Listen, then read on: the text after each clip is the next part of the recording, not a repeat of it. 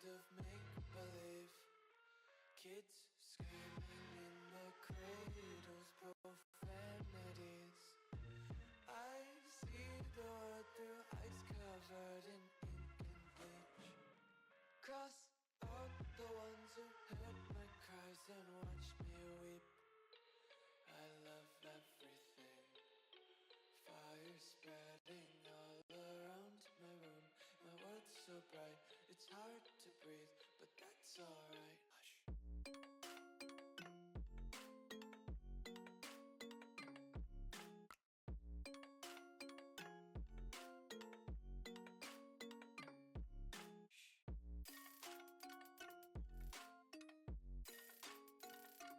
Hush.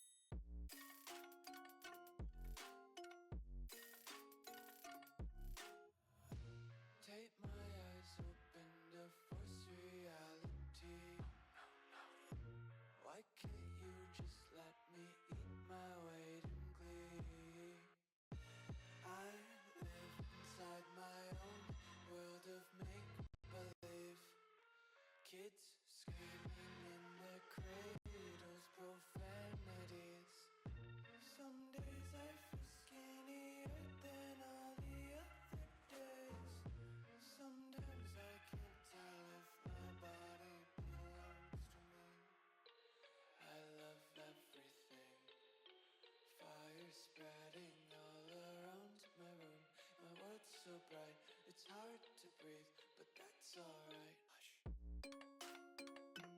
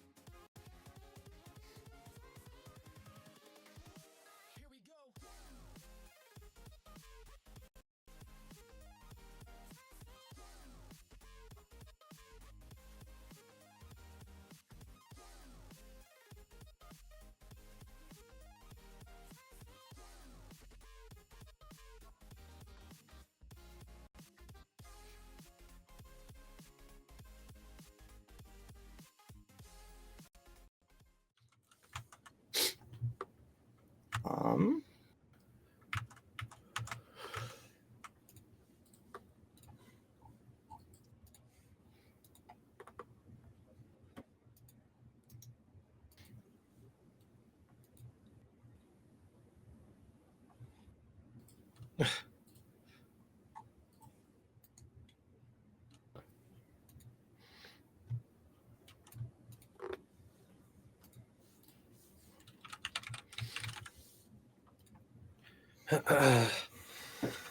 right.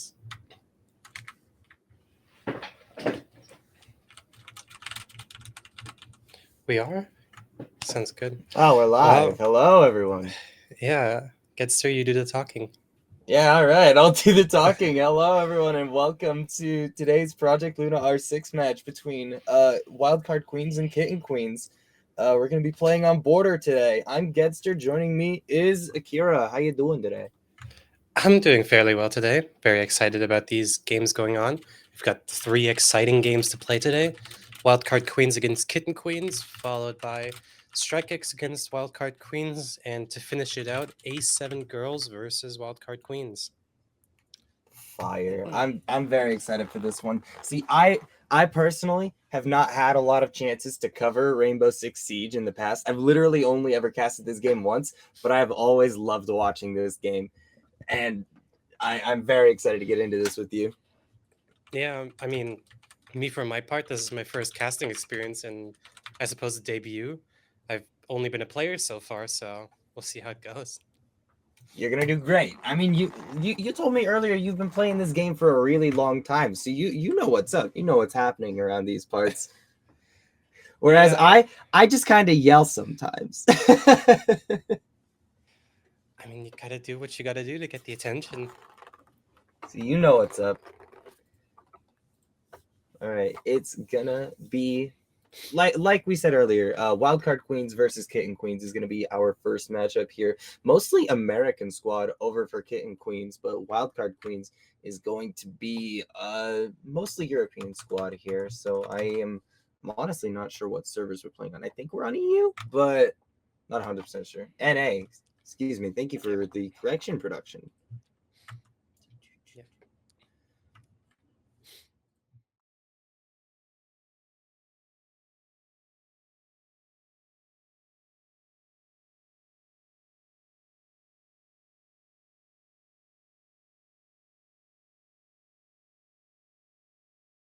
Yeah.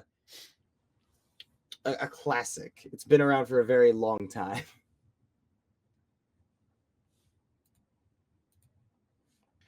Oh, apparently, we just got the information from production that we are going to switch servers. So give Okay. us a quick second for that, because apparently we got set on the wrong server. Oh no! Just that's really funny. I'm not gonna lie, that's very funny.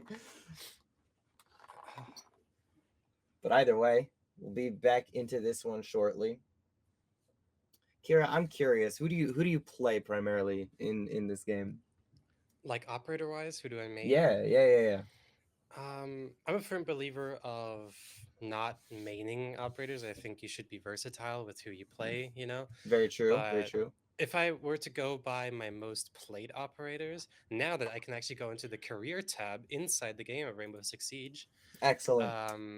I can tell you that my most played operators are Twitch and Warden, both by Mm. over 100 rounds to the second place, Oh my. with Twitch being 550 rounds over Ace being 380 rounds, and then Very nice. Warden with 560 with 460 rounds over Jaeger with 550. So Gotcha. That's pretty cool. That's pretty cool. I mostly find myself playing Castle. I think that character is a lot of fun on defense, and then Sledge on offense. Something about the sounds good. simplicity. Something about the Yeah, simplicity of just having a hammer. You know, that's valid. big fan. Big fan of the server on the new uh the new server. What am I talking about here? The match on the new server. So bear with us for just a moment here. We're still getting the players back into the lobby, but yeah, do we have like a match history for these teams? Because I am curious to know how these teams have been doing previously. I'm unsure. I'm looking through the OPL pages right now. I do think currently Wildcard Queens is the #1 team in this tournament. That would make sense, I suppose.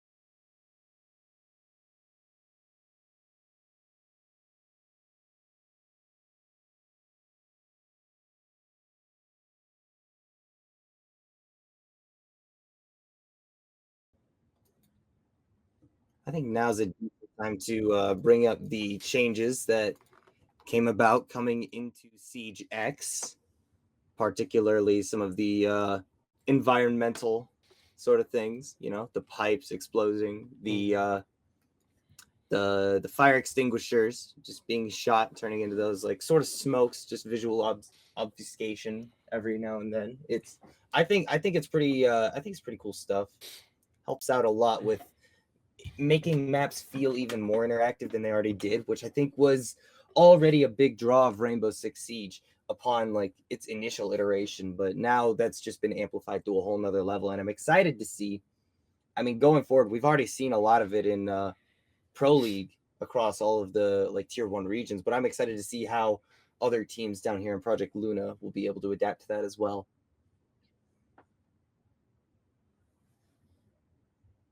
I agree personally. I think it really boosts the immersion of Siege. I've been waiting for more map interactiveness for a long, long time, and I personally am very excited to see the future of Siege with these interactive items scattered across every map.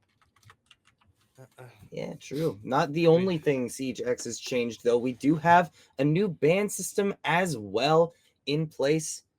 Obviously, the old system only banning out 4 characters in a given map, but now we're up to 6, potentially 12 when the sides swap as well. So it's going to be real interesting to see going forward, especially with the much larger cast than what Rainbow Six used to have. So yeah, I mean, looking back just a few years ago, you barely had like a few rows of operators. You barely had 2 rows of operators, let's say. But looks like we are finally going to be getting into the game here now. Very excited to see how this one goes. Once again, y'all, we are going to be on border. It is going to be Wildcard Queens defending first.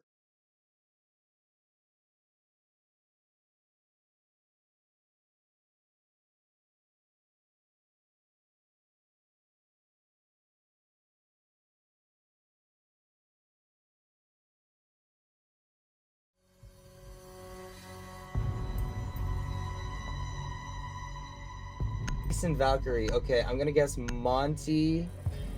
wow, Oh my god. Okay. Whoa, whoa, whoa, whoa, you might be a magician. Hold on a minute. That was crazy. All right, there we go. For the second bans, I'm unsure. I think we might see something like a Grim. I'm unsure of defense though. Maybe a Monty Gulio or Azami. Maestro. Monty Azami. I did not. Blackbeard Well, I got Azami. Azami right. I got Azami right. I'll take it. I can't believe you predicted those first bans. That was crazy. It just seemed like the most plausible. They're both very strong operators on this map. That's very true. That's very true. Gonna see the Dokkaebi, Grim brought out, so high intel game here from kittenkweens. But the defenders here going with a fair bit of denial. We're seeing both the smoke for the area denial with those smokes, and obviously the Kaid for the electrified walls, just to make it a little bit harder to hard breach, get in onto the site for Kitten Queens. But we do see the Twitch coming out from Trippy Mells on Kitten Queens, so I would not at all be surprised. Never mind, that's a Brava now. That's why I don't like talking about attack operators too early. I think the Brava is going to be a strong counter for the Melusi of Cass. I think that's the thought process in that. But we do see the Twitch though, swap that for the Dokkaebi. Interesting decision there. We'll see how this one plays out. There is a lot of right now. Those going forward. Kato also on this Capitao here has a lot of options, so gonna be very interesting going forward to see how this goes. This looks to me like an office take, kind of. It looks to me like a split CC to office take, with them kind of cornering in the map. Capitao on the east block there, getting taken out by mine instantly, and that's the first pick of the round. Yeah, but it gets traded out pretty quickly. Yeah, refrag gonna come through there. So a Doc and a Capitao out of the equation now. Calvi goes down with the diffuser. That's a hard breach out of the game. A lot of value lost for Kitten Queens here. Not even half a minute into the round. Reloading. Yeah, the roaming from Wildcard Queens so far has been pretty phenomenal. Just able to find those 2 kills rather early. Again, as you say, the hard breach is out of the equation now. There's no hard breach capability at all on Kitten Queens. No secondaries, even like as a backup option. So it now just comes down to getting into these sites. Yeah, exactly. Funneling through these small choke points. And especially with Wildcard Queen still having the Goyo, the Smoke, and the Melusi up to... Ooh.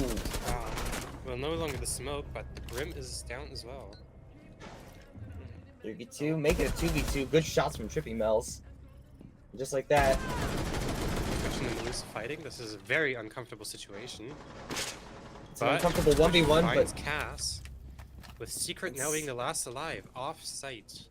Trippy and Adri both have site control, getting down the diffuser in a very favorable spot to them. Plane's going down. 45 seconds remaining now. Secret has to be super careful about how they approach this, but it's very difficult post-plant positions to break in this instance. But I mean, you're just so far away.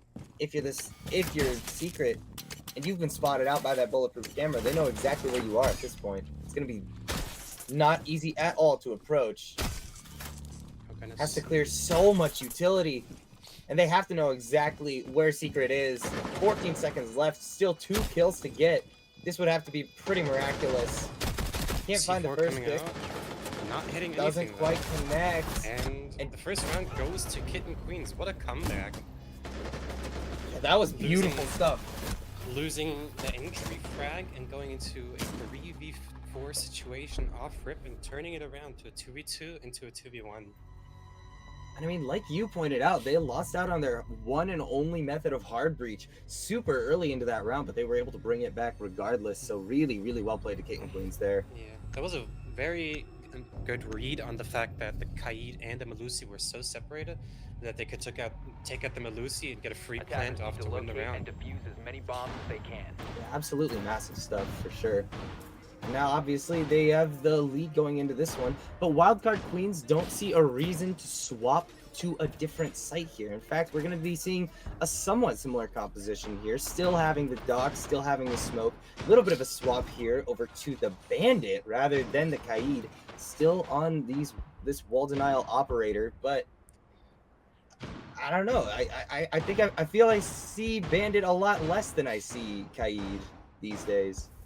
Bandit is just a highly situational operator compared to Kaid, with his shock charges being able to be destroyed so easily, while you can trick around a lot more with Kaid's.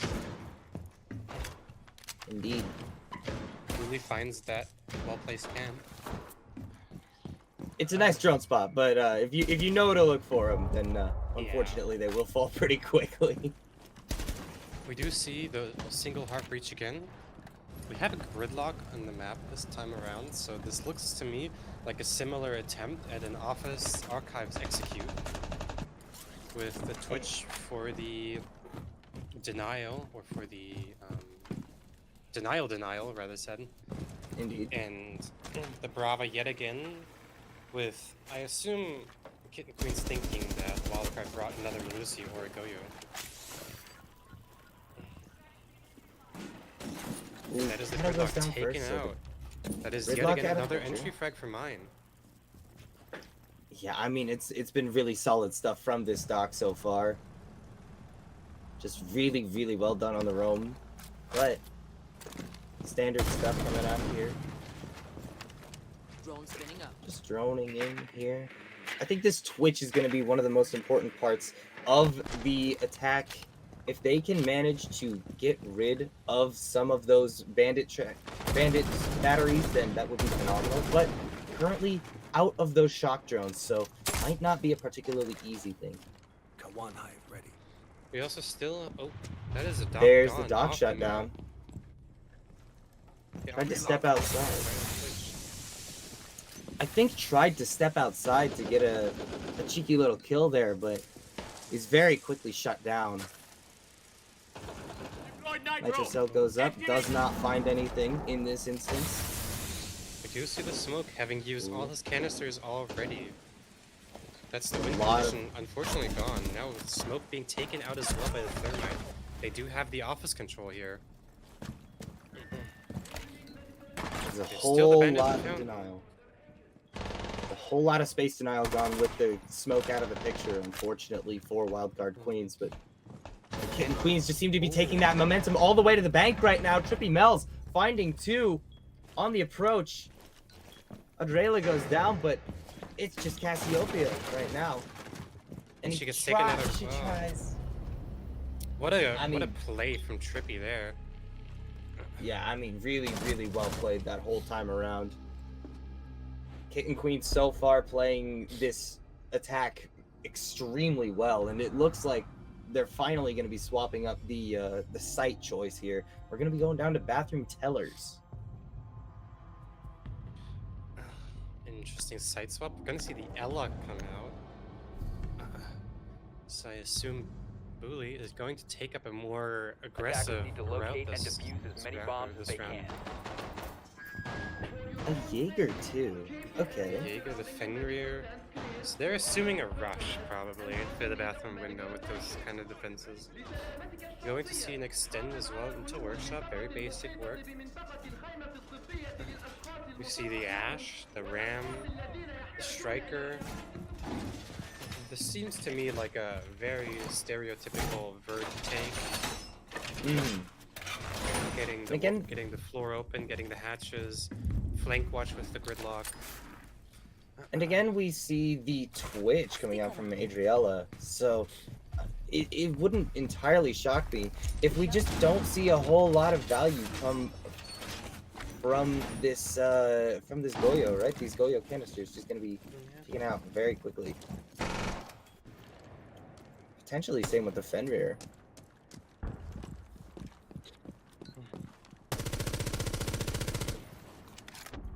And they know where the bomb sites are for sure, so I think they know Have a very- about the vertical setup though, if they're playing up top or not. yeah, well, that's what these drones are for, but a couple bullets fly, and suddenly they have a little bit of a I hint. do know about the Fenrir playing top Yup. east now.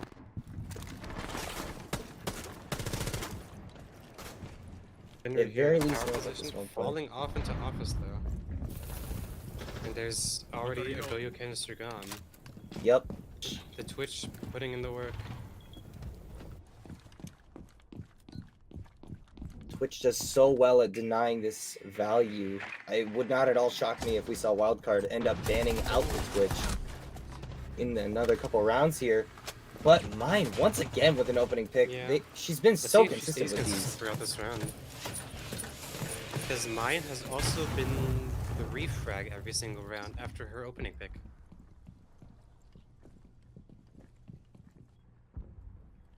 Very true. But this time around, no immediate refrag.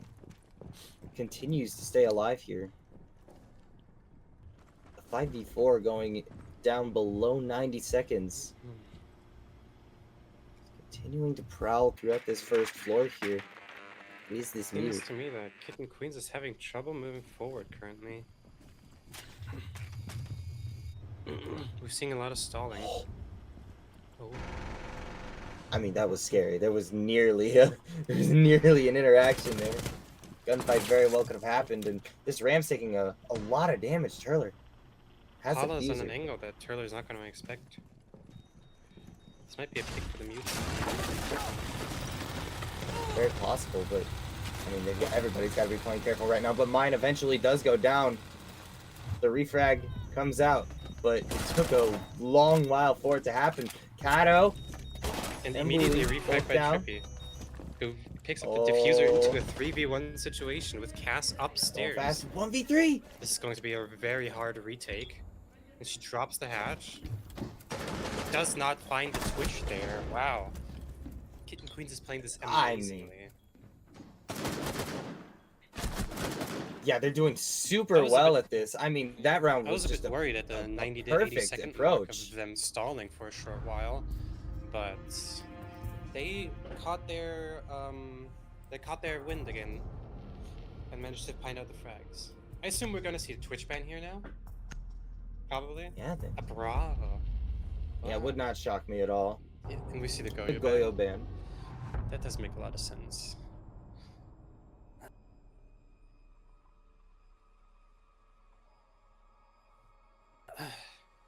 And we're going to see the Twitch yet again. Twitch has been Adriella's favorite pick. And it's working very Attackers well need to so locate far, and so I do bomb. not blame him at all. Once again, we're tied this time, so little bit of a similar composition to what we've seen in earlier rounds, but here, once again, we're going back to the second floor defense. I don't know, I think it was really interesting how we saw essentially just ignore the entirety of the upstairs, just allow the Fenrir to exist up there and just execute on the bottom floor that whole time in that last round. But you can't ignore the bottom, you can't ignore the top floor if they're up on the top floor. So Wildcard Queens returns. We have seen two very exciting rounds so far on the top floor with great storylines in my opinion so far. So I hope that this round is going to be just as exciting. We're going to see the first shield pick up the game as well. We're going to see a Monty on the side of Kitten Queens on Turler, and they decided not to bring a dedicated hard breach, but rather two sets of hard breach charges on the Monty and the recruit respectively. An interesting approach, definitely one that I think is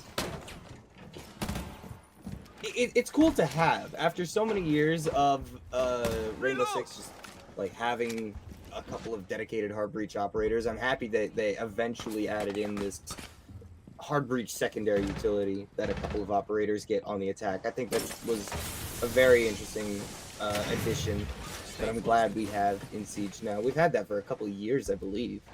Yeah, if I recall correctly, it was introduced during year 5. No, it was year 4. I think it was towards the end of year 4 with this season that Zero Was it- came was out it- with. Was it actually year 4? I did I not might realize it be- was that I long might ago. be mischievous here and blatantly lying unknowingly, but I think it was year 4 or towards the start of year 5. Man, my timeline is just completely wrong. And we're then. going to see the first entry pick of this entire game for Kitten Queens from the Twitch with another pick from the Twitch onto the smoke. That is there's a lot of value on for Wildcard Queens here, with Mine finding a pick onto the recruit and onto the Dokkaebi, evening it out to a 3v3 with a minute 10 left. They got their get back. Mine got the get back. A double from a couple of players coming out here, and now this is the fastest round we've seen yet. 1 versus 2. And there was nothing And that make Paula could it- do. Oh, just shut down in the blink of an eye. Kitten Queens are running on right now. 4-0 going into round 5. Interesting. And we see a timeout come in. That was very much needed, I think. After 4 straight losses, Wildcard Queens needs to really recollect themselves to not make this an 0-6 and lose this game so fast. Oh If yeah. they can come back from this could be an exciting game. I mean, this would be an extremely impressive comeback at this point. Down 0-4. Yeah, just losing 3 more rounds and you're gone like completely. You don't get to see that much of the attack in that instance. You don't get to show off that half of your gameplay. But Wildcard, obviously, I think this timeout could have even come around earlier because this team just looks a little bit lost right now. Yeah, I agree. This does not look like the Wildcard Queens that I know and I'm familiar with. They seem very uncoordinated on border. Yeah, the very They're letting themselves get picked off. Let themselves get 2 picked off, like Kato and Adriella did last round, where either of those got 2 picks very quickly in quick succession. We're going to they see feel yet again very- another Twitch, another gridlock. I don't know. Wildcard seems very disjointed as it stands here. There's a couple players, particularly mine, who consistently is getting these early picks in these rounds. If not an opening kill, then a double kill immediately after the first interaction. But outside of that, Kitten Queens has just looked pretty phenomenal, particularly Trippy Mel's and Adriella. Adriella, with mostly this Twitch throughout the entirety of this game so far, looking phenomenal on this operator. Just hitting every shot imaginable. These Twitch drones are putting in a whole lot of utility denial work. It's been great stuff here, and we're seeing another unconventional pick with Cassiopeia on the Frost here, not someone you see super often. This is an interesting pick. But you never know. There's a lot of situations where Frost has value if you're unsuspecting of the enemy team having one or not watching your step. Indeed. I'm a big Frost fan personally. I can vouch for that. I fairly enjoy her gun. I like her gun a lot. I'm a big fan. Oh, and So- we almost see a wallbang coming out by Turler onto That was Cassiopeia close. there. Close. That was almost scary to watch. But as it stands, Turler has yet to find a pick. She's she's putting a lot of pressure, holding this cut onto Cass and Impala. Both of them playing top corner. And Adriella gets Ooh, picked Adriella off. down That is the first. Twitch gone. Twitch out of the picture now. But Dokkaebi, Logic Bomb is activated here. Hang up your phones, y'all. Quiet during the show. We do see Cavi on the recruit outside the breach, locking down these angles, trying to find a pick onto the Cassie with low HP, and that is Impala and Cassie both taken out. Ooh. Wildcard That with an was done opening pick. swiftly. Wildcard with an opening pick, but they're not able to capitalize on it immediately, losing out on the next couple gunfights. Cassiopeia and Impala, as you say, going down, and now it's down to the Maluzi, the Jaeger, and the Smoke. The smoke. Yeah. It's yet another unfavorable situation for Wildcard Queens, with this being a 4v3 situation. Turler is on low HP from the looks of it, sub 50 HP, but with the head being up, you know, you still got the gun. It's always a possibility here. You can see Queens slowly approaching towards their execute with 55 seconds left in the round at this point. And diffuser in hand on the gridlock.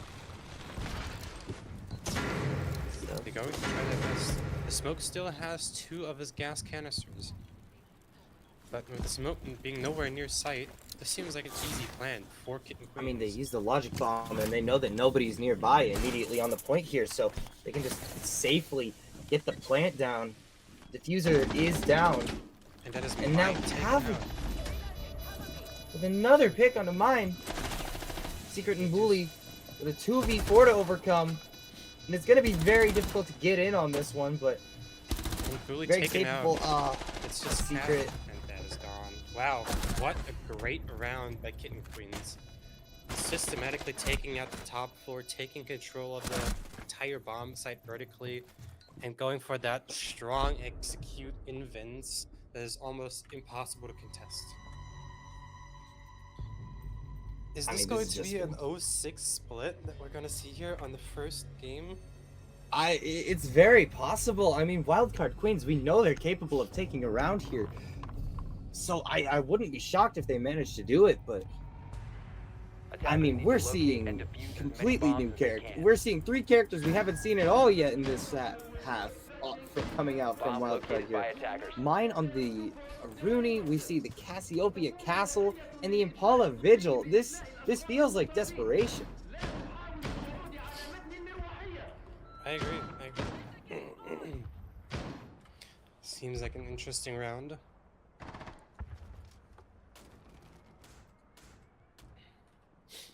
That we're gonna see here. We got the Fenrir out, we got the Aruni pick out, and we have basically 10 the same seconds setup as for the past few rounds from Kit and Queen coming out. The Dokubi, the Gridlock, the Recruit, the Twitch, and the Ash this time around. Trippy seeming to be a big fan of the R4C here, which I can understand. I can get behind that. I love the R4C. Definitely with that one. Now, as we're going into this round, I'm gonna see the Vigil trying to get a spawn pick off the round. Falling back though. Yeah, I don't want to risk dying super early here. Especially with the Ash here. Obviously, Ash, one of those characters who known for being a character that enables a very, very aggressive playstyle historically in Siege. Yeah. Just Ash Rush being one of those things that when the game first came out was a big deal, but the Vigil able to punish the aggression there from Trippy Mel's Impala with a very, very nice opening frag. Yeah. And this is now an opening pick yet again for Wildcard Queens.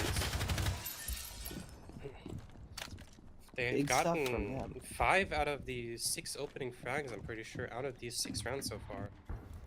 Which I think is good stuff, but it unfortunately doesn't mirror in their round wins. Yeah, it's been a very unfortunate. As you say, they have been able to get these opening picks a lot, but they immediately start losing gunfights after that happens. Bully goes down. Just in this instance, no more Ella to speak of. She does take Hobby. off a good amount of HP off the Recruit, with the Recruit Mhm. now seemingly being on about 10 HP.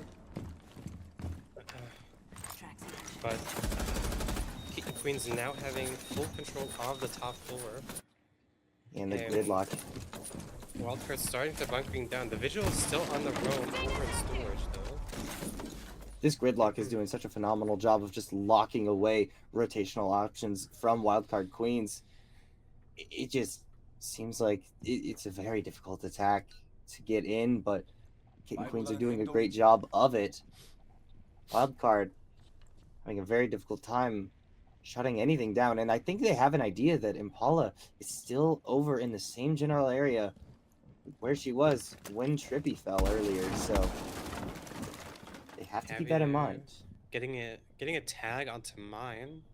Mine now being called. Cavi is going to swing that, but loses the gunfight to Mine. How unfortunate. I mean, when you're that low health, just a couple shots from the DMR is going to do it.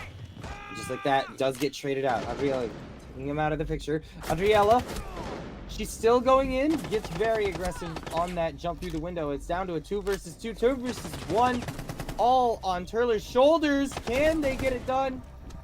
In a 1 versus 1, the plant is going down. Will it be shut down? It looks like it. No. Looks like it will. Okay. And Wildcard takes their first round with a 5-1 split for Kitten Queens. I personally would not have ever seen this coming. I would have seen at least a 4-2 for Wildcard, but Yeah, I was definitely not expecting this one, just based off of organization name recognition alone, but Wildcard Queens struggling in the first half here. Let's hope that their attack is a lot better, and right off the bat we're seeing an Azami and a Dokubi ban. Both of these make sense. These operators are very strong. extremely strong, yes. I wonder if we're going to see a hard breach ban this time around. But I don't know. I think I doubt it. I think Kitten Queens is content with having hard breach open. I think We're going to see a Yeah. Ram and a Kaid ban.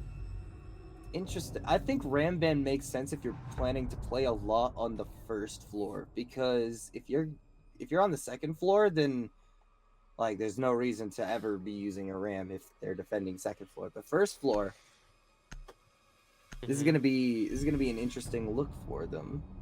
So where are they Nice. starting exactly? Okay, Attackers so need we're to on locate second and floor to defuse as many start. bombs as they can. Do you see the Valkyrie coming out? With the Valkyrie not being banned, and I assume we're going to see her played a lot throughout this half of the match. Unless she's of course banned after the third round. Do you see the Assuming new we get ban to the third system? Assuming we get to the third round, of course. Of course, yeah, this could also end within 2 rounds. It's You very never know. possible. This could be a 7-1. We see the dog coming out on Trippy. Trippy has been putting in the work this game. Save for Adrielle. Adrielle yet again on a DMR, as she has been on the Twitch again as well. She seems to be a big fan of those. I mean, if you're hitting shots like that, then I can't blame you for being a fan. But it looks like Yeah. Turler's going for these I agree. early spawn peaks here.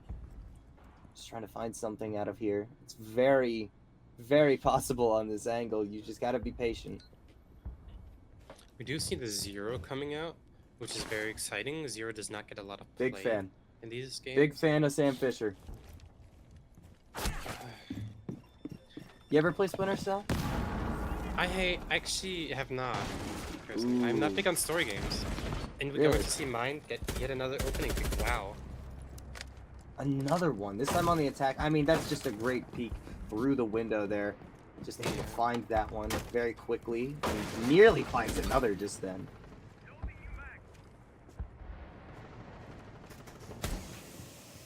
Securing a little bit of vision there. Just allowing for the Zero to push up a little bit further. Now, just trying to find more angles here, but I don't know. This composition is very good at what it does. Obviously, we are seeing Secret on the I see it. Twitch and Bully on the IQ. Another one of my personal favorite agents in this game. Operators, excuse me. Agents. Listen, man. Somebody's been playing a bit Listen, of I Valorant. cast too many games. Going to see the Zero now trying to place some cameras into sight. Burn and Biaruni taking a peek onto those stairs, fighting that Valkyrie. Unsuccessfully though.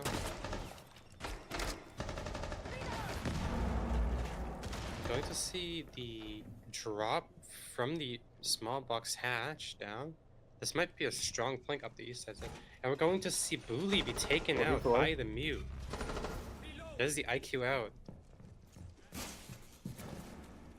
Zero cam on the east stairs. Some damage onto the mine as well. Nearly loses that out and eventually does. Down to a 3v3 with 45 seconds remaining in the round. And it just becomes a whole lot more difficult to approach without operators like the IQ, like the Zero, who give so much intel on just where everybody could potentially be and where that utility is going to be found. Flash goes in and Adrielle is going to be the next to fall. 2 versus 1 now. And a trade from Cassie. They're going to see the flank from the Mutiner that dropped the small box hatch earlier. Let's see what Kato can do here. Impala does pick up the diffuser. Does she know? So they She does do find the Really Twitch. have it. No idea. The 1v1 C4 Kato. misses, and she gets taken out by Impala. Nice. How unfortunate. But what a great round A there. good swing. From That was a Wildcard. Well executed. I think took their time. It was close at the end, but that unfortunate C4 miss and Impala swinging out to find Kato there on the mute solidified it for the second round that Wildcard Queens is going to take in this game. Yeah, for sure. Our wonderful observer, Lucy Goosey, pointed something out to us just now that I think is worth bringing up. At the Defenders, half protect swap, your bombs from being defused. Wildcard Queens had 15 kills. Kitty Queens had 29. Like, we are talking nearly double right now. Kitten Queens is playing kind of out of their minds as it stands. But obviously in that last round, 4-5, so we are now up 20-33 in terms of the current kill count. So Wildcard Queens definitely able to catch up a little bit there. And as it turns out, that last round win on defense might end up mattering a whole lot for them, because now they have a little bit more room to breathe here. It's very possible that they're able to bring this one all the way back. We've seen 06 comebacks in Pro League before, so we could see a 5-1 comeback here. We're going to see an early spawn pick from Adriel taken out by Mine though, instantaneously. With yet again another opening pick from Mine in this game. This has to be, I think, the 6th opening pick out of these 8 rounds. I think so, yes. If not, it's something very close to that number, but either way, it's been very consistent picks from Mine over and over again. The same angle as last round too. Kabi falling super early, and just like that, this round has been opened up for Wildcard Queens. And it seems grim already for Kitten Queens, with this now being a 5v3 situation with 2 minutes left in the round. Wildcard Queens has everything in their power to do to open up the site and take this space against Kitten Queens to make this a 5-3 scoreline. Changing max. And we're going to see 5-2 now. Cassiopeia finding Curler. this. It definitely looks like Wildcard Queens is more comfortable on the attacking side here. It's just Trippy Mel's and Kato in a 2 versus 5. Trippy does find a pick onto Mine. All right. They're able to start earning that one back a little bit, shutting down the top frag from Wildcard Queens, but you still got 4 players to look through. And another pick onto Secret Okay. from Kato. Reloaded. Kato's going wild right now. And now, Plant's going down here. But it doesn't matter. They don't need it. Wildcard Queens doing phenomenal stuff. That is yet another attacking round for them.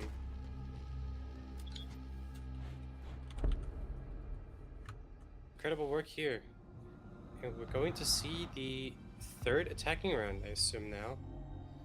This might be a comeback. We're on 5-3 now. Now everything is open. They have a lot more breathing room on the side of Wildcard, letting them play a lot more comfortably. Attackers need to locate and defuse bombs. 3-5 now.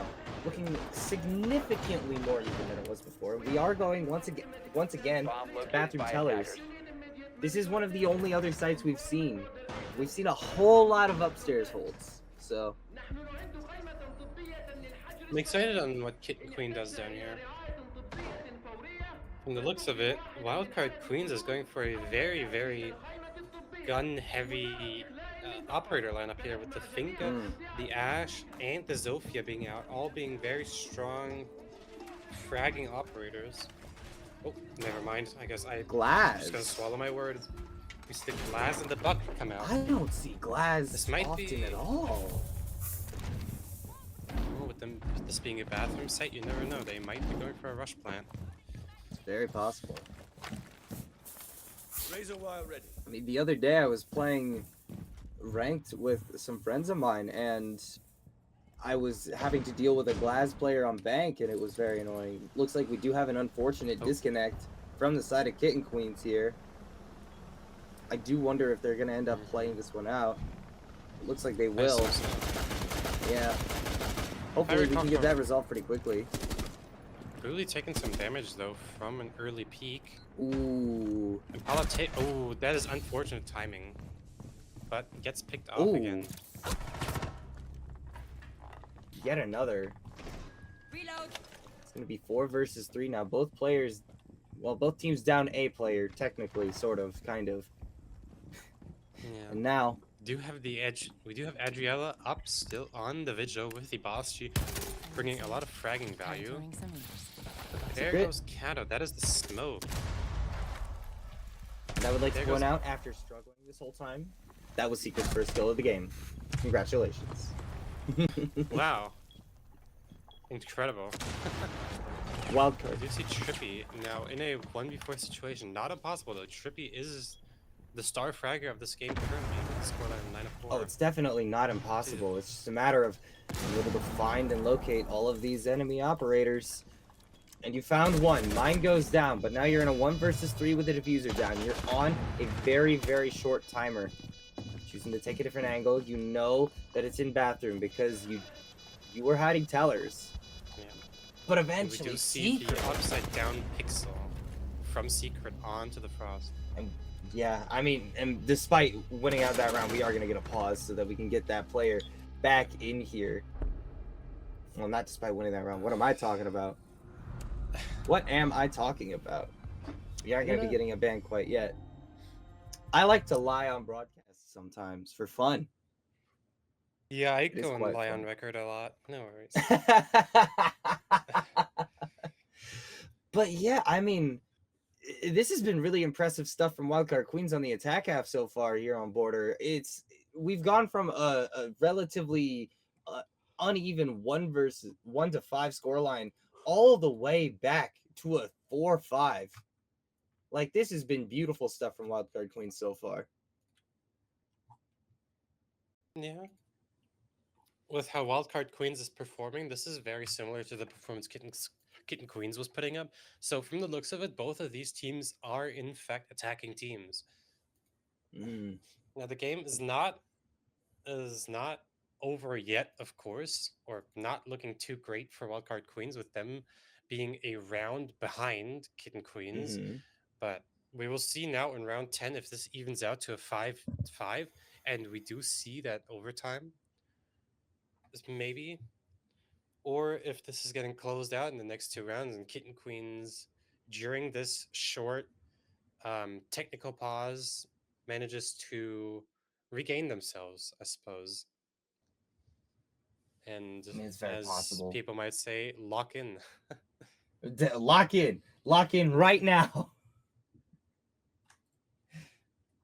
It's very possible that this could go just absolutely the distance. So it would genuinely not shock me in the slightest if this goes all the way, because both of these teams seem to be extremely proficient on the attacking half. It's just a matter of, can one of these teams like manage to take a defensive round in the near future, because I think one defensive round might be enough to completely flip the script. I mean, that's what we saw on the previous half, right? Wildcard Queens, they managed to take their one defensive round, and suddenly they're back in it 3 rounds later. Yeah. Well, I'm excited to see how this turns out. We're still waiting for the 5th player of Kitten Queens to return. And until then, I mean, that was also a very I was just gonna say this is a very unfortunate timing for the Wi-Fi to drop, according to what we're seeing in the in-game chat. You do absolutely hate to see it. Sorry to cut you off, by the way. No, you're good. I was going to mention the exact same thing. But either way, do you expect any specific bans going into this next round? Great question. I mean, we have been seeing a lot of play on the side of Wildcard Queens of the Zero. We have been seeing a lot of play of the Ash, of the Ying recently. So I assume we might be seeing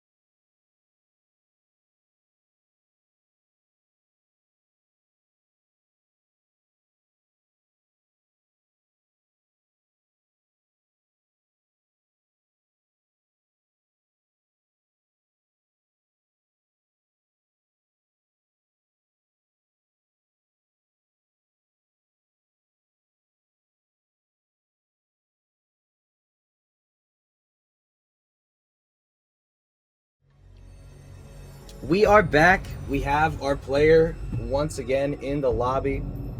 Thank you for bearing with us. We had a little bit of a mishap in terms of getting them back in. We also needed to swap producers. But eventually, our bans will be Valkyrie and Ace. So the hard breach ban that you suggested at the beginning of this half, it did end up coming to fruition. Yeah, apparently the utilization from the Ace by Cassiopeia has been strong enough as to want it to get banned. Attackers need to locate and defuse as many bombs as they can. And I didn't call a Valkyrie ban, but I assumed after Bomb located by attackers. as at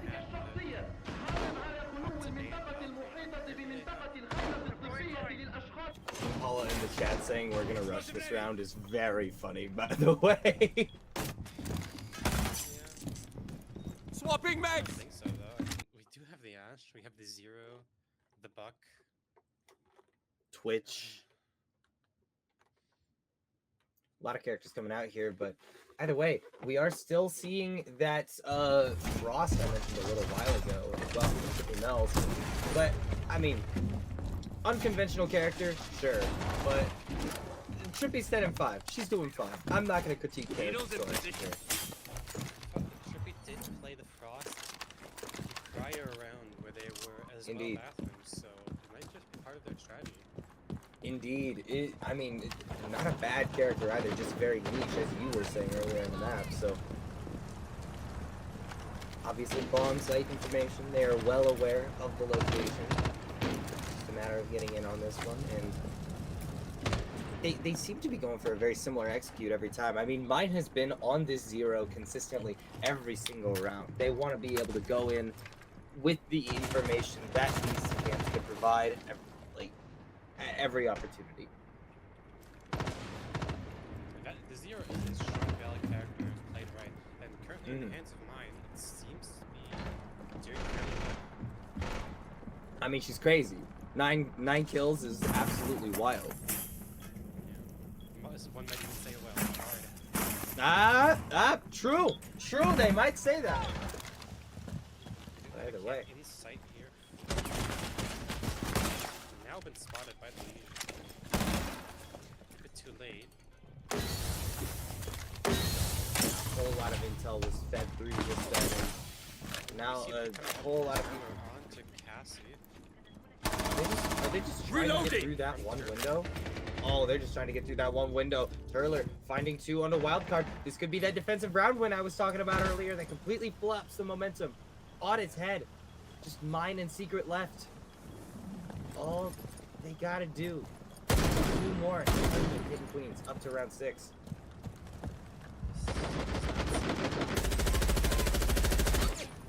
Definitely not.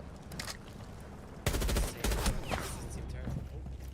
And we see a pick. I mean, onto mine here. mine. I mean, it's not entirely unwinnable, but it's very difficult. Apparently it was unwinnable. Well, yep. With the run out from Turtle to finish out a flawless round, the first one we've seen this game so far. Wow. Incredible work there from kittenkweens. Yeah, I mean, as you say, it's the first one we've seen so far because this has been a very scrappy game so far. Like, first bloods mostly in favor of Wildcard Queens, but rounds mostly in favor of kittenkweens. It's been a little bit of a mess, but at the end of the day, kittenkweens are the first to 6, first to match point. Defenders, protect your bombs from being defused by attackers.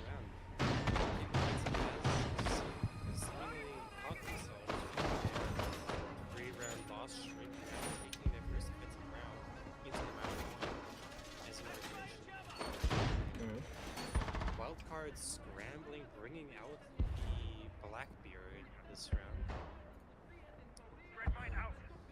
Against kittenkweens. With Impala being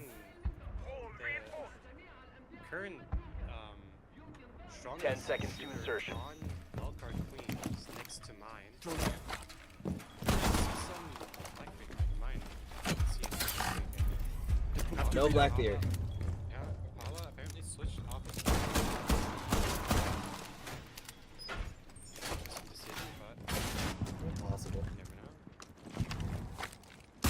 Harvest ready. Going to their strat.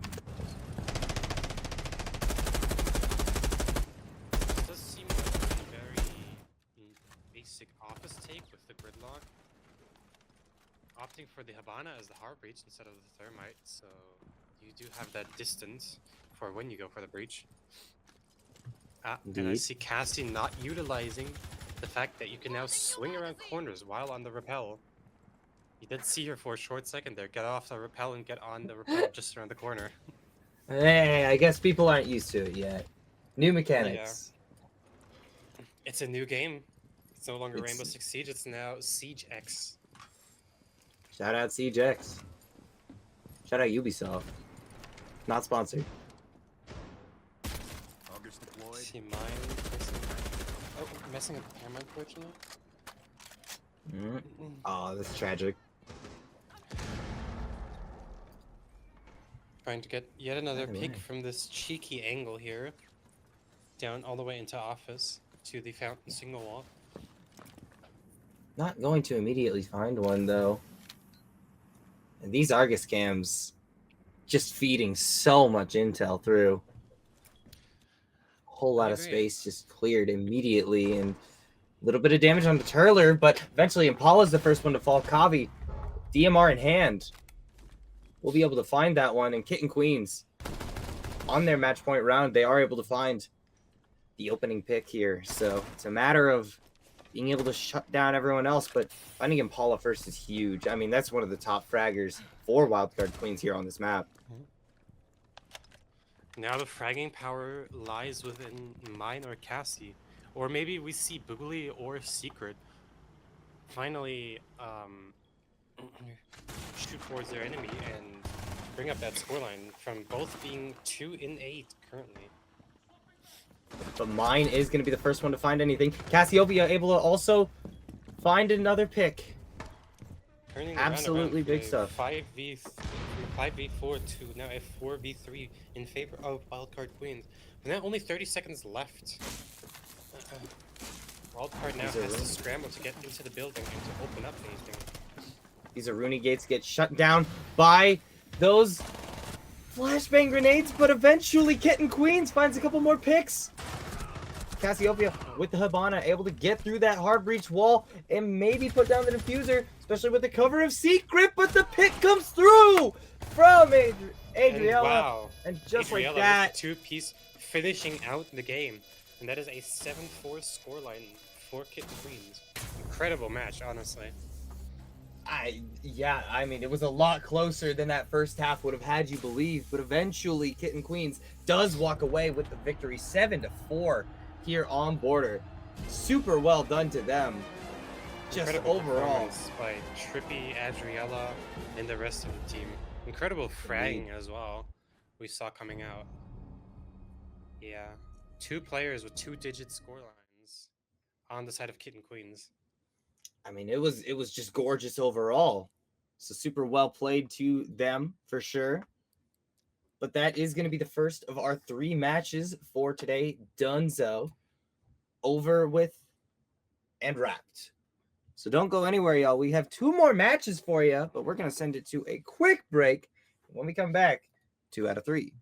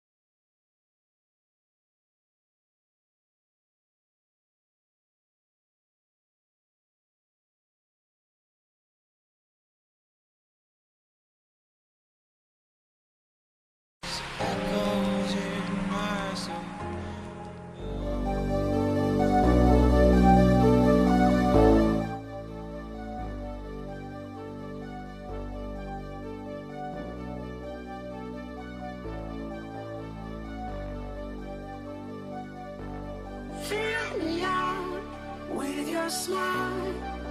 Now the sunshine brings the light. Fill me out with a flame. I will let you in this game. Take me out when I'm down. 'Cause with you I'm safe and sound. I'm safe and sound. I'm safe and sound. I'm safe and sound. I'm safe and sound. I'm safe and sound. I'm safe and sound. I'm safe and sound. I'm safe and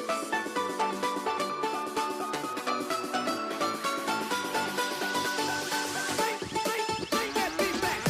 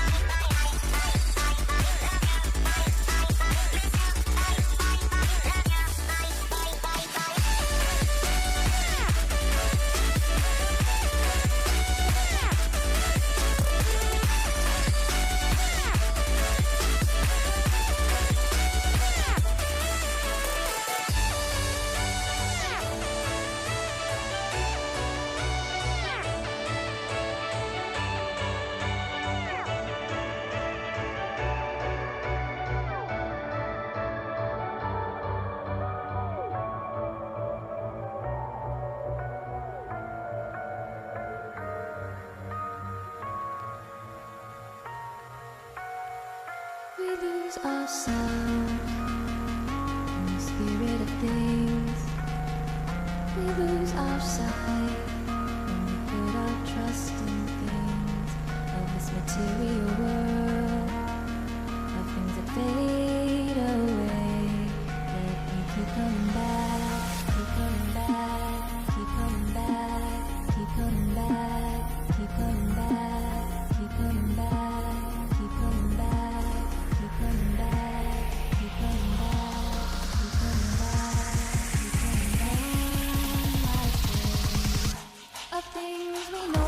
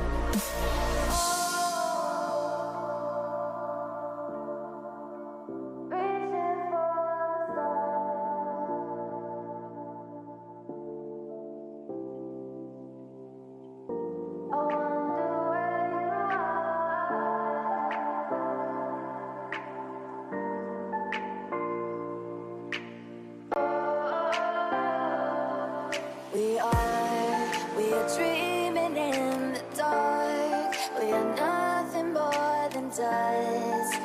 Search but you stay lost. We are reaching for the stars, but we're making this too hard. And I wonder where you are. Mysterious,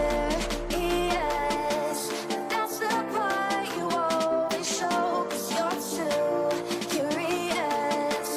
Maybe you should take it slow. Mysterious, that's the part you always show. 'Cause you're too curious. Maybe you should take it slow.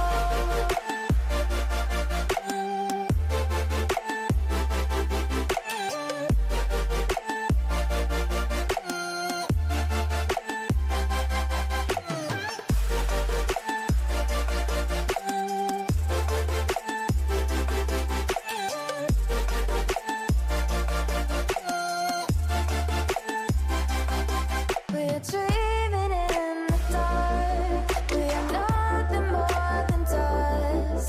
You search but you stay lost. We're reaching for the stars. We're making this too hard. And I wonder where you are.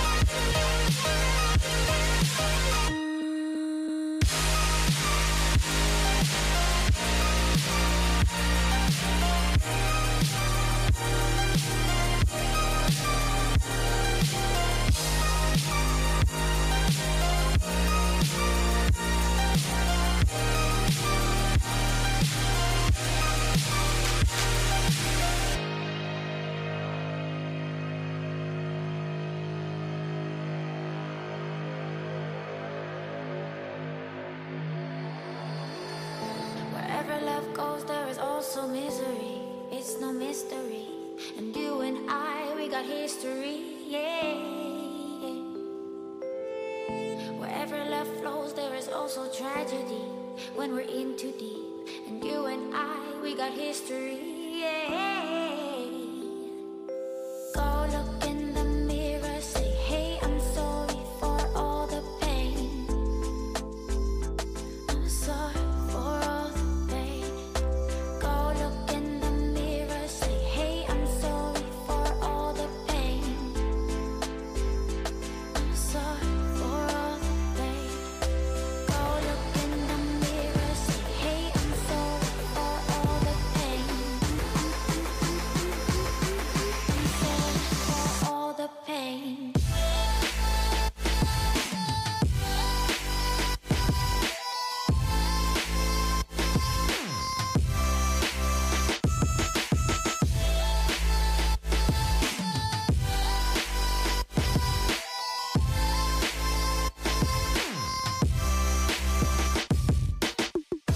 I know my limits. You can break me down, but I'll stay till the finish line.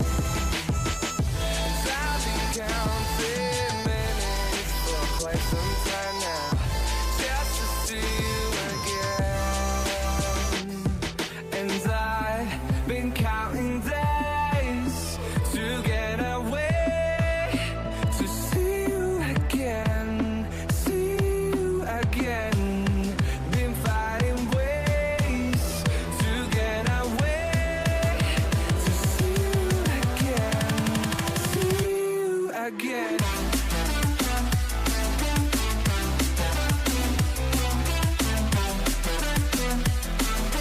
See you again.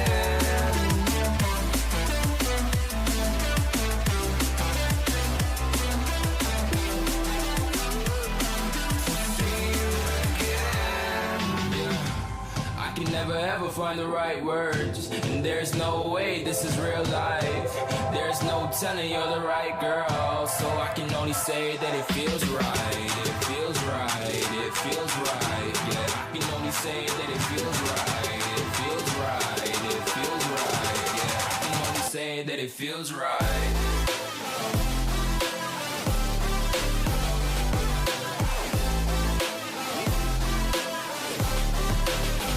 That it feels right.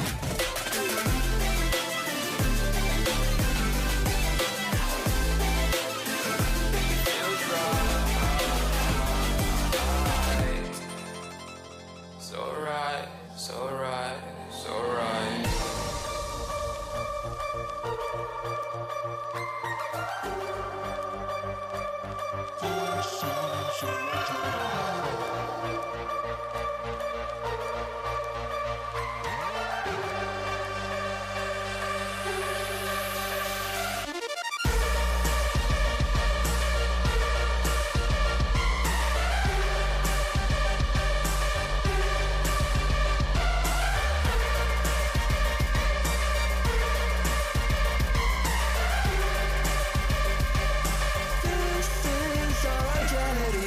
When you want to get off the darkest ground, but gravity pulls you straight down. Earth from a bird's eye view. You should grow feathers and see this too. When you want to get off the darkest ground, but gravity pulls you straight down.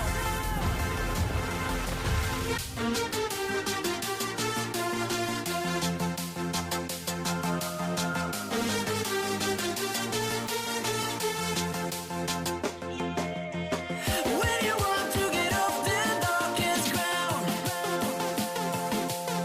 but gravity pulls you straight down.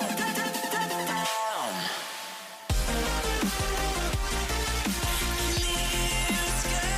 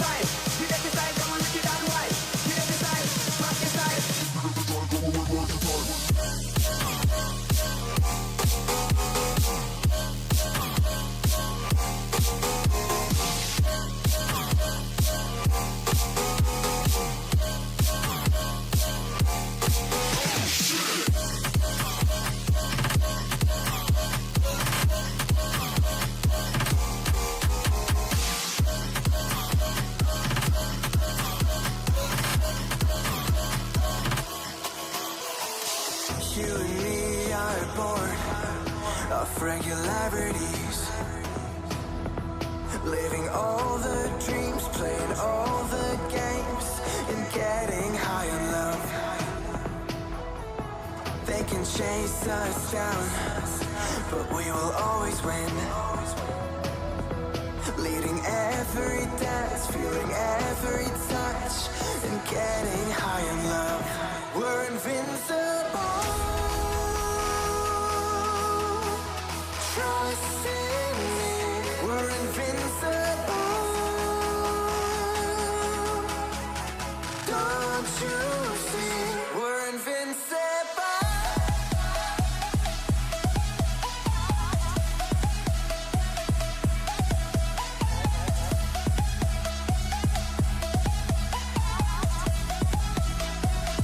We're invincible.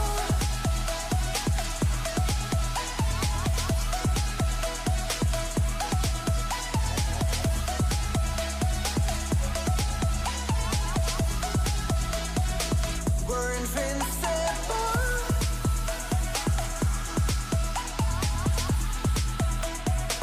We're invincible.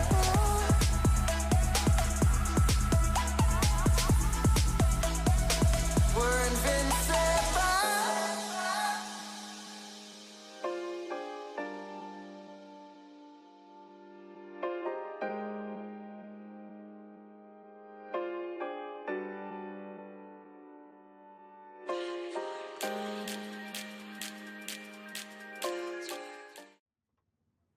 Welcome back to Project Luna, everybody. We are back once again with a Wildcard Queens match, this time going up against Strike X.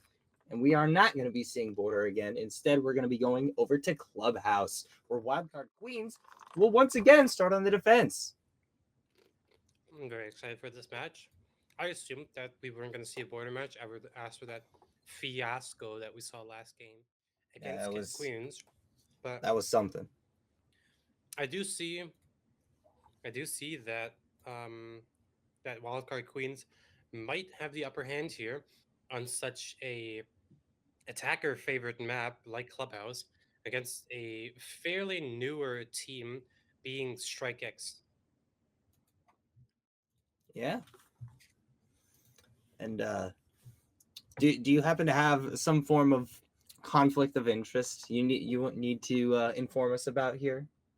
Well, as I might have already told my fellow caster gets to you, I am actually a content creator under Strike X, so Very you cool. might assume that I am slightly biased, but I'm actually not.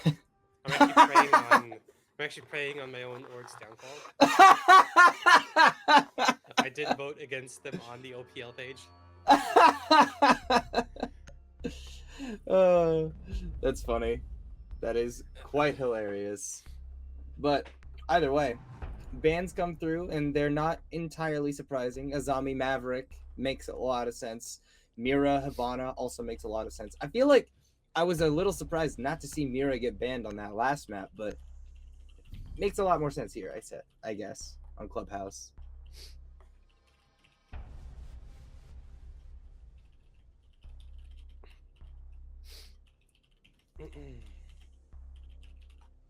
Going into it, we Alright, are going to be well, starting in the basement, so very you see the interested to see Valkyrie how up. this starts. Yeah. Very excited with that. We have the Kaid yet again. Very freaking Attackers thick need as to on the locate border and map as well. defuse as many bombs as they can. The smoke on Cassie. We have the Legion on mine and Hala with the Goyo. We do have the double hard breach coming out from StrikeX with the Ace and the Thermite. And Interesting. oh, never mind. We do see a swap off of the Thermite onto the Ram. So Why? I assume we're going to see a lot more vert play on the kitchen side of the map with said Ram.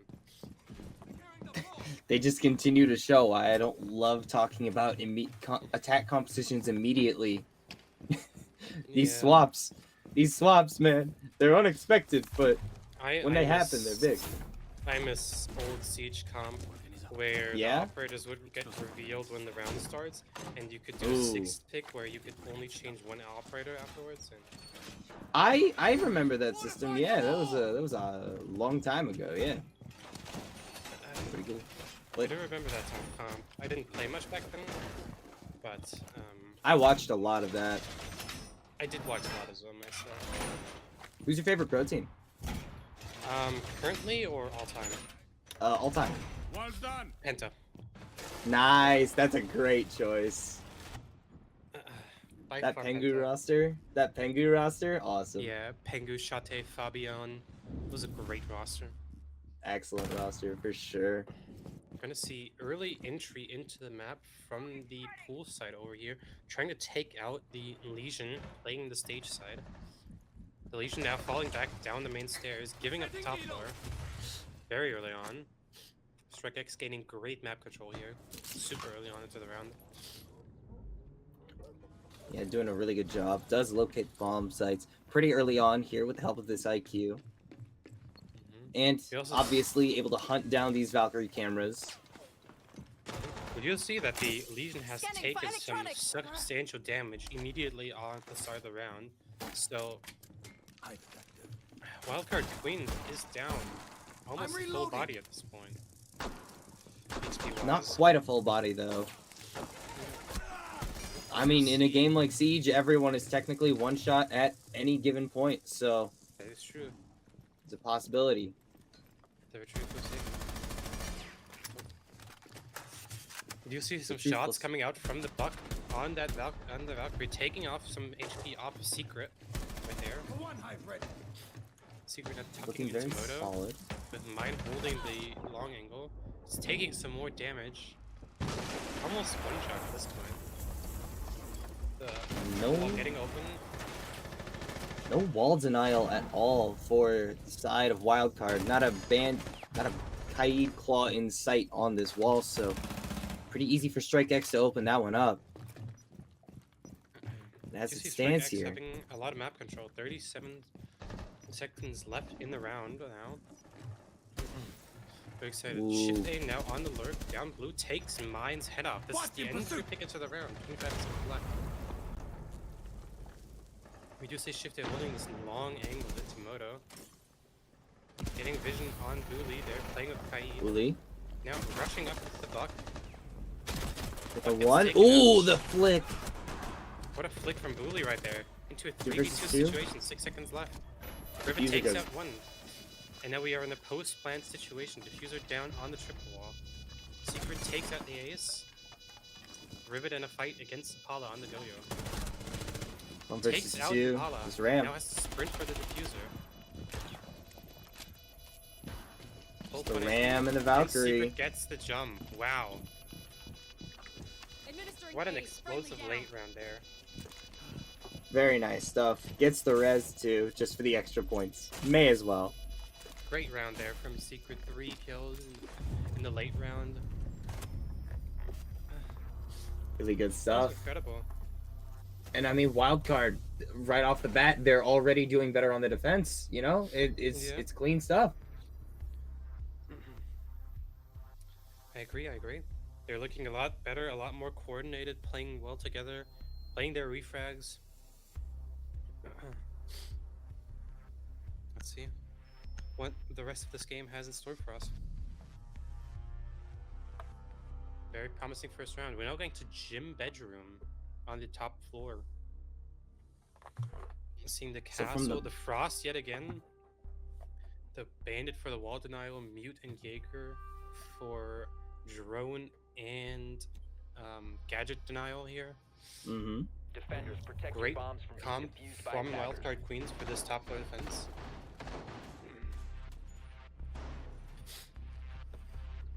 Gonna Do be an see- interesting one here. We do see the double hard breach again. I wonder if Rivet or Pho is gonna switch off of either one of those in this round.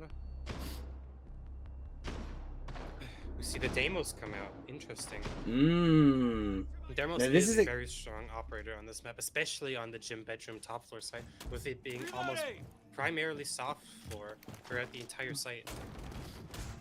And I just eat I my was- words. We're going back to Zofia. See, okay, we're back to Zofia, but I was kind of wondering why, or if we would be seeing a whole lot of Deimos today, because it We seems have like that s- character is a whole. That character's a whole menace at top level play. We just haven't seen a lot of him yet. Deimos is a very much utilized operator in the highest play of Rainbow Six Siege, with his incredible fragging potential, especially in these one-on-one situations, Deploying mobile cover. or as people like to call them 50-50 situations, with Deimos being able to turn these situations into almost unlosable gunfights. But Very we haven't true. seen him utilized on the border game at all. In this game, so far, not either. We're only 2 rounds in, so everything's open. Yeah, it's very possible that we see him going forward. Looks like we're going to be seeing an early push here into CCTV on the opposite side of the second floor. A very standard approach for this site. Cross map. So we do see the injury frag coming out onto the Grim from top right, and Ooh. another pick from Impala. Great shots there onto Shift. Very nice. Tossing a frag.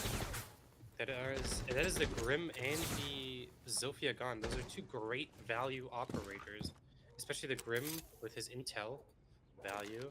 Him being out of the equation is devastating to Strike X. Sledge here just to open up those castle walls. Having that sight line onto the point here, very valuable. That one balcony, right outside of those bedroom windows is extremely difficult to deal with as We the might defenders, see a but pick here eventually coming out from there he Rivet goes onto down, the yep. castle. Yep. Onto Seeger with the pre-fire. Now Rivet having control of the Logi. But trapped here now with Cassie, and Cassie slowly pushing up with the mute. And the cross behind from Mine gets taken out by Ooh. Rivet. Wow, what a shot. But gets Yeah, that's refragged huge. by Cassie. Immediate refrag, and I believe that was the diffuser as well. It's just down to Bloppy Sounds a in a Bloppy 1 on the versus sledge. 3. And he's We so still have she's Impala so playing far behind away. Shift. She takes the pick. What a round from Wildcard Queens. An indestructible defense almost there. Yeah, I mean, just a beautiful second floor hold that time around for sure. And I mean, it wouldn't shock me if they end up going to CCTV cache. They do end up going to CCTV cache. I was delayed in my reaction there, but that is going to be the decision here, and we're gonna once again be seeing the Bandit, Jaeger, a lot of that denial, We do both see the on Tubara walls and coming out ordnance. this time around. Tubarao For as more well, Order yeah. now. And the Dock, most likely to play on rafters alongside the Wamai. But interestingly, we do have Thatcher and Thermite just to be able to Attackers open need to up locate a and defuse massive any hole in bombs the they side of can. CCTV. So We see this swap onto a Oh. Capitao and a Blackbeard in turn for the Thermite and the Thatcher. But we see the recruits swap onto the Thatcher, so they're still planning to open some of these walls with the ace that remains. yeah, I mean, it's going to be very, very crucial for Wildcard to keep that wall closed going into 10 CCTV. seconds left And that's why you before have the insertion. Bandit, right? Being able to trick is so massive, but 5 obviously a little harder to do with the ace than it is with the thermite. So Yeah, well, We'll- that's we'll what see you how have it goes. Tubarão for, you know? indeed. Tubarão being such a high-value operator currently in the game. We do see the buck coming out, so they are probably going to try and play this vertically to deny that tricking from the bandit to get that breach open with the ace. Yeah, very, very smart stuff from them. The skeleton key obviously able to help them deny that play entirely. Blackbeard also going up and over the top. Making phantom pressure on that CCTV window. Batteries do go down. We see the grenade come out from Blackbeard, but both get burned. Blocky takes out Impala, The Down Wamai below. disc. but gets taken out by Ooh, Cassie. Floppy. That's the refrag. But that's the buck. The skeleton key's not available anymore. And you've lost your Capitao as well. No arrows to speak of. You can safely get those batteries down. Oh, but Rivet just jumps Oh, into the side, takes Rivet! out Rivet! Mine Secret. He just walks in, no fear. Wow. He's Really gets taken out. Now it's Cassie in a 1v2 situation on top red, swinging up onto the breach, holding this tight angle. Will they be able to find out that Cassie is playing there? He's rotating around down to Swamp, sees the Thatcher, takes out the Thatcher. good shot. Now in a 1v1 situation, Cassie versus Pho. Pho making her way down towards the garage, But I think Cassie kind of expects this, right? but Cassie Exactly. sees it and she takes it and Cassie. takes Pho out. Takes her out, my bad. And we do see the third round in a row, one for Wildcard Queens. Incredible work. Yeah, I mean, Cassie playing that phenomenally there, staying composed in that 1v2 scenario, knowing via the intel that at least one of those players was going to be in garage, and then maintaining presence on that balcony in order to deny entry. Just beautiful stuff. We are going to see Tubarão and Blackbeard get banned here. Tubarão makes a lot of sense in terms of wall denial. Like, we saw it used literally last round, but that wall didn't get opened up, like, almost at all. So...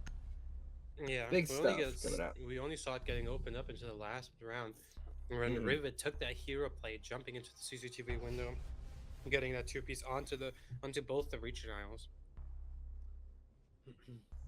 You see the kite coming out from mine this time around.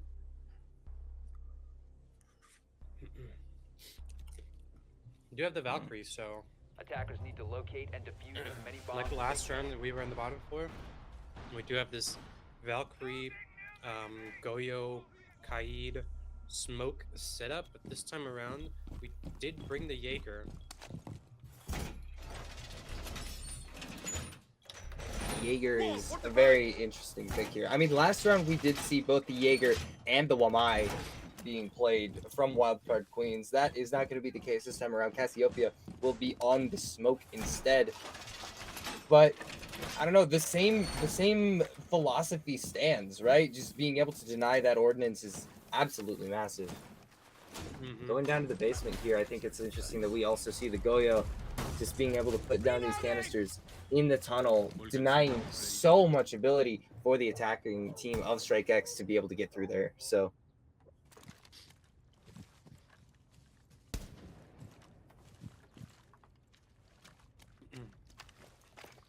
You see the Harbridge guys coming out from Fite, opening up the dirt tunnel here. Pre-firing, trying to get a pick onto the dirt player. Yet again, definitely don't hate it. Floppy taking control over from the side of the map. Impala playing very aggressively here on these secret stairs.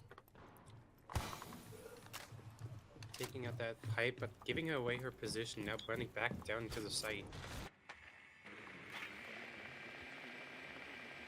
I think firing at that just it staves people off, at least temporarily speaking. No reason to I think it really go wasted a bit towards of time. that. So definitely a solid waste of time there, as you say. And I like the fact that we're seeing this IQ so much from Strike X. Obviously, Valkyrie still on the board and will be for the rest of the time that Wildcard is on defense. So IQ, a great operator when it comes to being able to shut down that extra intel, as well as being able to find everything else. You do see the IQ being utilized to open up that moto hash with being able to spot the kite claw, to deactivate it, and then use a hard breach charge from the recruit. That is the strong power of the recruit, being able to have 2 secondary gadgets with him. Having the EMPs and the hard breach charge to full alone open up the hash. You see Secret Setting C4. C4 trying to find a pick bottom angle. Unsuccessful. Letting the triple wall get opened into a familiar scenario, but this time around with no picks being taken with a minute into the round left.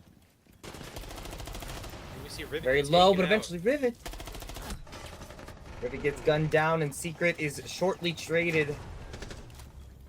Players are not able to get in onto the site, though, as Fa immediately shut down. Bloppy as well. It's down to the Grim and the recruit. And one pick will come through. But will it be enough? The Goyo is just going to stave off so much of that pressure from the striker. But the 2 picks anyway! And up top, the Grim is going to find another. Cassiopeia left in another 1v2. Will she take this time again? They do have minor intel on the attacker. We see Shifted doing the sprint through. Cassie now knowing where the plant is going to go down. And she's Plant's taking going the down. opportunity, but is it held by the recruit? Gonna be denied. That Not goes denied. down, she finds the But do you know where it is? Shifted. Julie, very, very low. It literally only needs to be 1 bullet, though! And just like that, Strike X gonna take their first round here on Clubhouse. Took them a while, but they finally got it done. They finally bounced back. Wow. And that was a great attack, I think, by Strike X. The fact that they bounced back from that 3v2 situation into a 2v1, no, 2v4 situation, into a 2v1 situation, closing out that round against Wildcard Queens on the bottom floor was a very, very good move, or a very, very good motivational booster there for this game to continue a bit longer, hopefully. As now we're seeing another church defense with a slightly different Attackers loadout. to We're going locate to and see the defuse as many Melusi bombs come as out, they can. and we're going to see the Doc come out in turn for the Valkyrie and the Kaid last round. So I assume with that we're going to see a lot more aggression coming out from Wildcard Queens with now this frag heavy operator and Doc, Fortify the and wall! the Banshee of Melusi with the intel to have more of that area denial. Will be interesting for sure. One of the operators I have my eye on right now, as you pointed out earlier, is going to be this Doc. I mean, obviously very aggressive playstyles can be enabled with this character, so we will see how this one goes, but as it stands, seems like a decently standard attack for Strike X as well. We're seeing Grim, Twitch, Ram, not surprising characters to see at all. We do see the Impala with the Goyo laying over there in pool, trying to maybe find a rat pick here early on into the round. Seeing basic setup here from Rivet and Pho, trying to take control of the kitchen side. This time around, not with the Valkyrie, so a lot less pressure on them, trying to take this vertical area. And Mai finds the first pick onto Pho. That is the hard breach as well. Now with only hard breach charges left, Strike X has to make something work of that. It's going to be a significantly more difficult affair now that that's out of the picture. And Bloppy also falling. No more Twitch. Going to be a lot harder to dispel these Goyo canisters. So it's going to be a very difficult round for Strike X. Not impossible. They do still have a whole lot of sightlines being opened up top thanks to this Ram, but it's going to be... It's going to be an affair. It's a difficult one. Impala playing this lurk very, very well, very reserved, not trying to play too aggressive. She's just trying her hardest to waste time, and she's very successful with it. The attackers are wasting way too much time. There's barely a minute and 15 left in the round.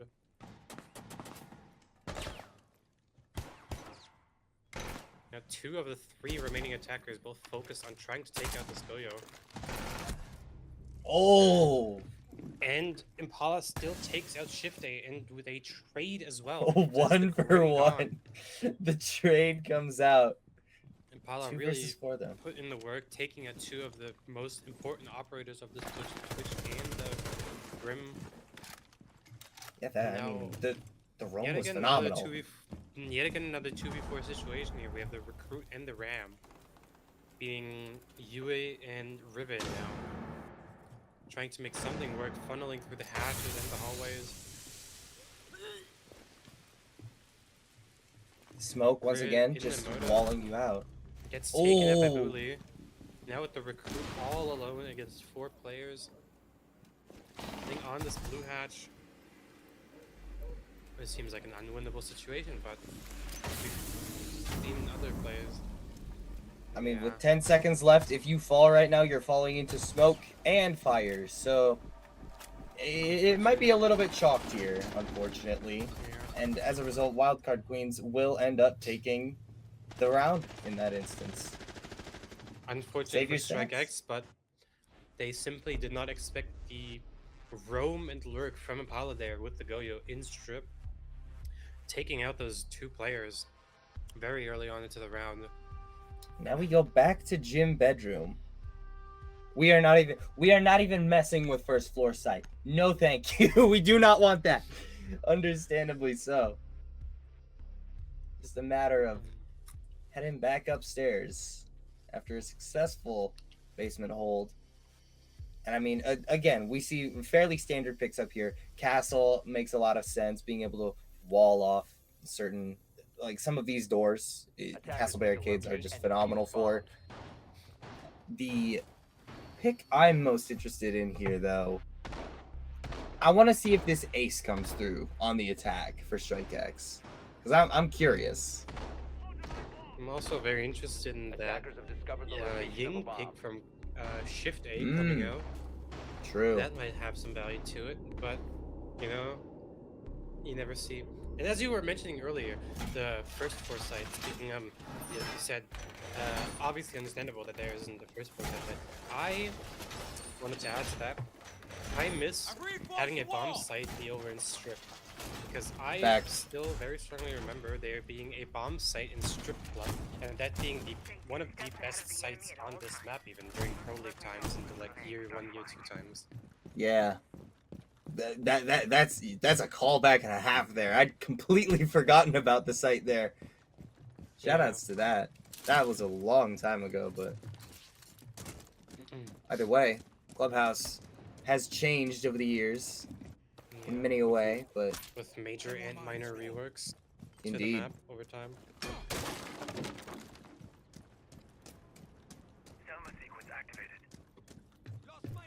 A lot of pressure already being put on upstairs. Once again, bringing the sledge. We saw this last time gym bedroom was happening. Of course, Castle is going to be here. But you know that when a Castle is there, And the castle is a no sledge longer can there. knock him down. Wow. But yeah, that's a good pick. Reloading. Cover me. Taking that completely out of the equation. Not like he had any barricades left, but still. It is secret down. One of the players currently with the positive stat line out of the 5. So that is definitely a gun out of the equation as well, as you said. And 5v3 Rivet now, takes out Rivet. Cassie. That is just They- one of the win cons gone with the shotgun SMG-11 combo out of the game. Oh, this is disastrous for Wildcard so far. They are able to get one back onto Sweet Puff. So eventually, there's going to be one out of the equation, but it just keeps getting worse for Wildcard. And eventually, they will fall. That was a very efficient attack. What a swift round here from Wildcard, taking that space so easily.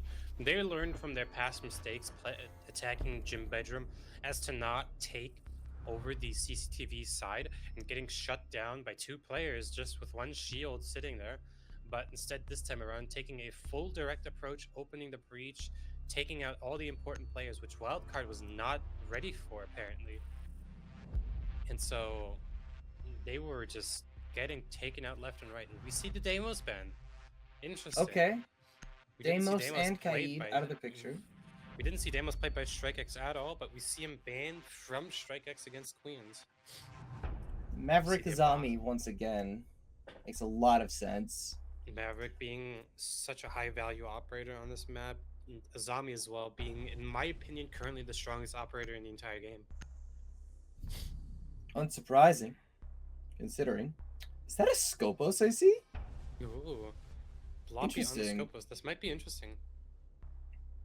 I am not particularly familiar with Scopos or how, like, well, I sort of know how the character works. I just haven't had hands-on experience with the character personally. So this will be fun. Attackers need to locate and defuse as many bombs as they can. Yeah, I agree. I always enjoy seeing some Scopeless gameplay, especially because of the capability of the operator that you can have if you know how to roam and how to lure. Very true. Setting up now. We are starting in the basement here. I am very interested. It's kind of interesting to me.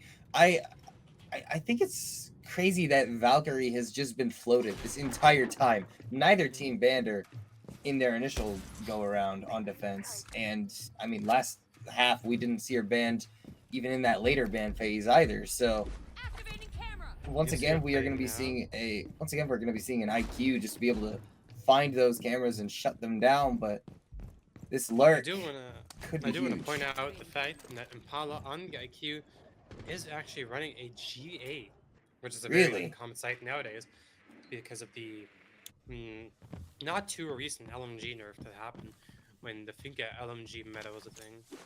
I remember the Finka LMG meta. Oh no.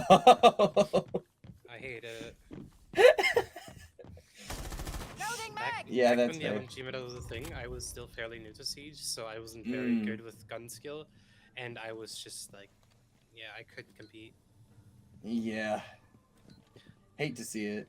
Ooh, we see mine get a lot of HP taken off. I wonder what she was chelling. Scanning for electronic We see that she was. She was probably fighting this Scopos. One of the Valkyrie gems gets taken out almost immediately. Reloading. And there's now Wildcard doing a full top clear onto that Scopos. But with Scopos' ability, she teleported across the map, safely back in sight after doing major damage to mine there. On the sledge. Drone spinning up.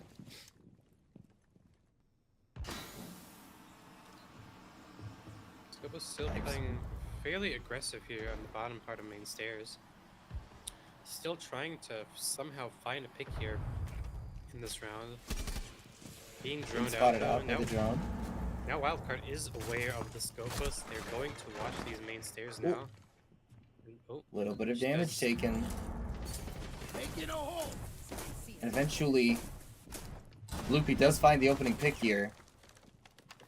Throwing Very grenade. solid stuff for the defense so far. And she does take out mine after all. Mhm. After damaging her that much. Real question here becomes, oh, that does eventually get shut down though. A nice shot by Solid Impala there shot. onto Bloopy, taking her out. Extremely good Area. shot. Now in a very even 4v4 situation, every player max HP. We do have 40 seconds left on the clock, so Wildcard has to start working on their execute now. And that's a good start to it. Secret and Cast both finding picks here.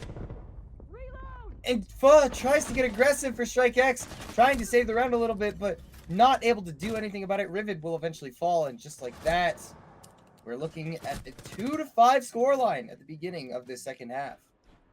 Shout out to Kickstar Charm, by the way. Rip legend.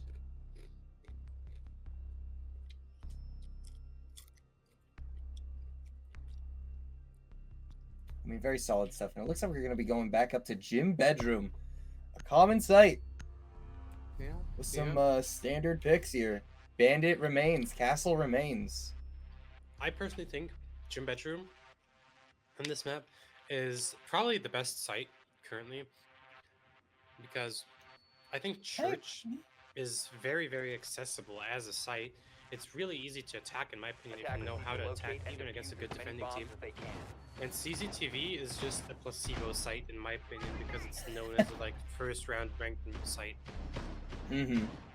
I think gym bedroom, if played well, even against a good attacking team, is like almost like a fortress.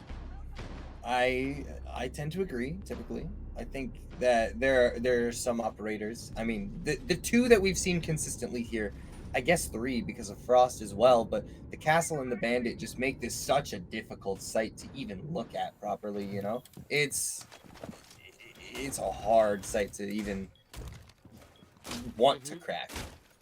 The Castle Bandit combo on this site especially is such a strong combination because you can close off the castle barricade onto the main breach and castle off the window that's far, allowing the bandit for a good while to trick the main breach actively. That's why bandit is usually picked over the a Cade or a Mute or two other. Swapping bags. It kind of seems like that was the plan all along. Fortunately for them, Bandit wasn't banned out immediately, but a couple players will be out of the round immediately. Very aggressive play here by the Jaeger, taking out Mine here on the Zofia, who is not really having a fun game this time. I'd like to play the game. We all would. Yeah. Wait for next round. You'll do better then, I believe. But either way. I'm a non-believer. I believe. You're a non-believer?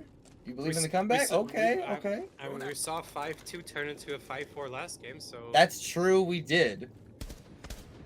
And with Shift A finding a pick onto Secret, we're getting closer and closer to a matching scoreline yet again. Ooh. And a pick onto Impala. Strikex. Gone, or the strong hard breach gone. Cassie now down on about half HP.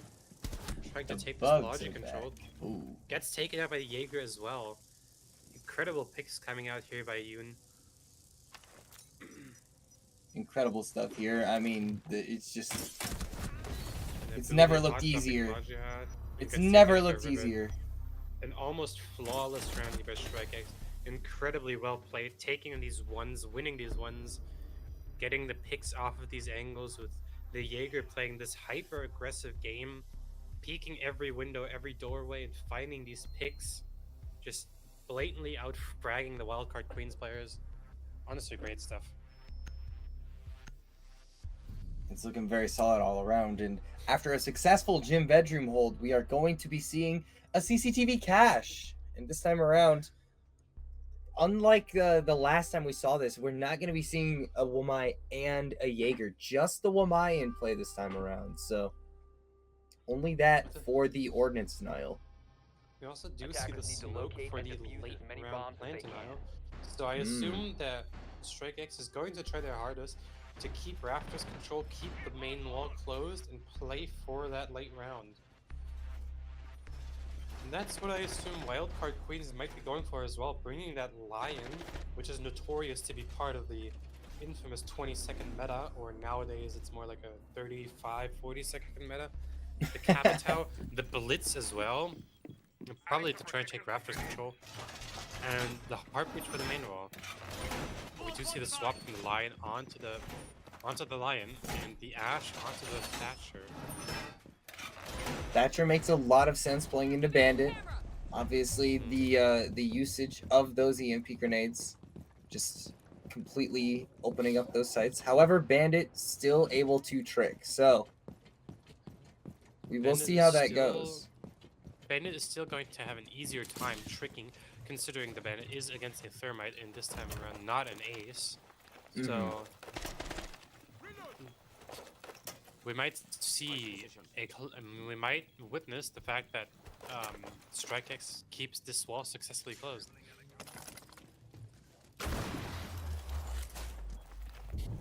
Trick comes through.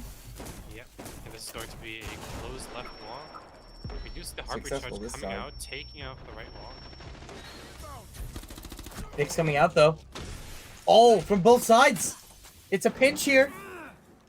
There is also pressure coming through the garage, but eventually the diffuser does go down very early. 40 seconds now remaining. The EE1D pops, so they know where everybody is. They can't afford to be standing still. Rivid does get taken down. That information from Wildcard Queens was absolutely huge for them. Now Strike X looking pretty decent here. Once again, another EE1D save for the post plant here. They have to know where Strike X is playing. Good swing out from Sweet. We do see Cassie taken out, but it's now 1v4 situation, 1v2 situation with Pho.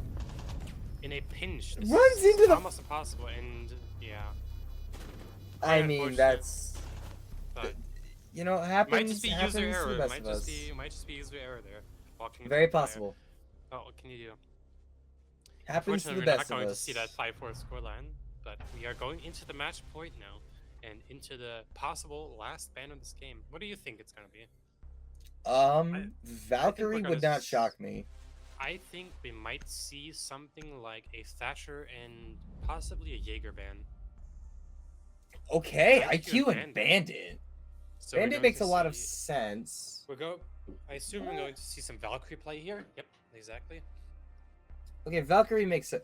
My question is, why ban Bandit when you are planning, when you assume that they're going to basement, right? Because Bandit doesn't seem like the There's best always- option in this instance. I assume it is to deny or is to preemptively make it as to where they can't deny a dirt Defenders, rush. protect your bombs from being used by attackers. You can play the bandit back there. That is a very common play. I see. Or to ban at the church wall, since the Kaid is still locked after all. Right. And we Attackers aren't have seeing a located the tuber out bomb. from Strike X either, so no wall denial here. Other than the Mira, sort of? We do see a Ying coming up from Cassie, who is currently with the top frag on Wildcard Queens, which is a turnaround from the last game, For where sure. Cassie had respectfully little impact on any of the rounds. So this is certainly sure going to Cassie be. understands.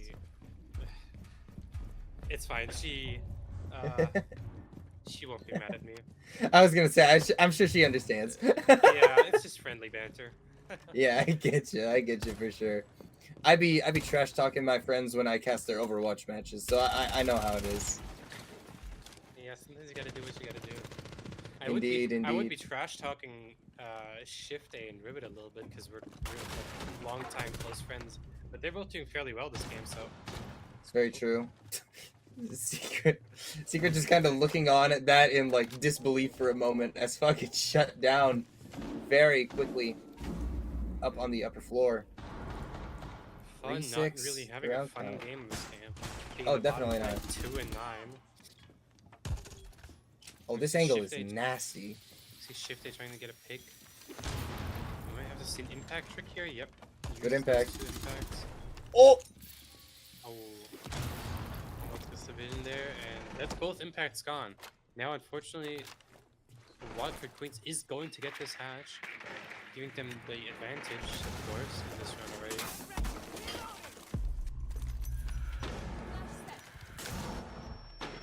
They've got to know where everybody is now, thanks to the logic bomb from Impala.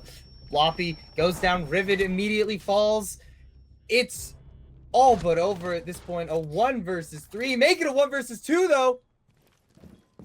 Yuli on this smoke absolutely can make it happen. It's a scary prospect, but the Ying and the Ash stand in your way. But eventually you do get shut down, and just like that, Wildcard Queens, they bounce back from a tough map on Border to end up winning this one out. Incredible play, incredible gaming here overall from Wildcard Queens. Very much a step up from the last game where they really underperformed. And we really saw a turnaround in the stat lines with Cassie and Secret now being at the top of the leaderboard as opposed to the last game where they were, quite frankly, at the bottom. Yeah, and they did a really good job of bringing that one all the way back around. And just like that, our second game of the day has concluded. Once again, though, don't go anywhere. We have one more match for you after this quick break. Bye.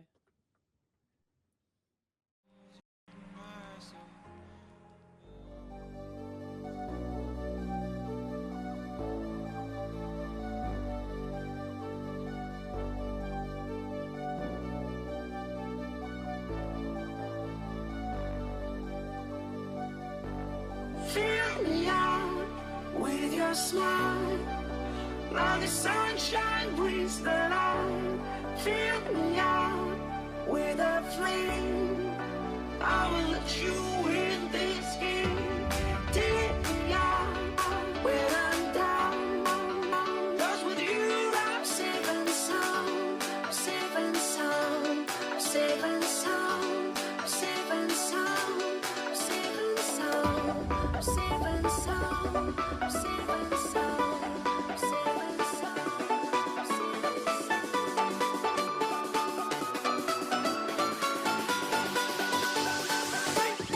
Bring that beat back.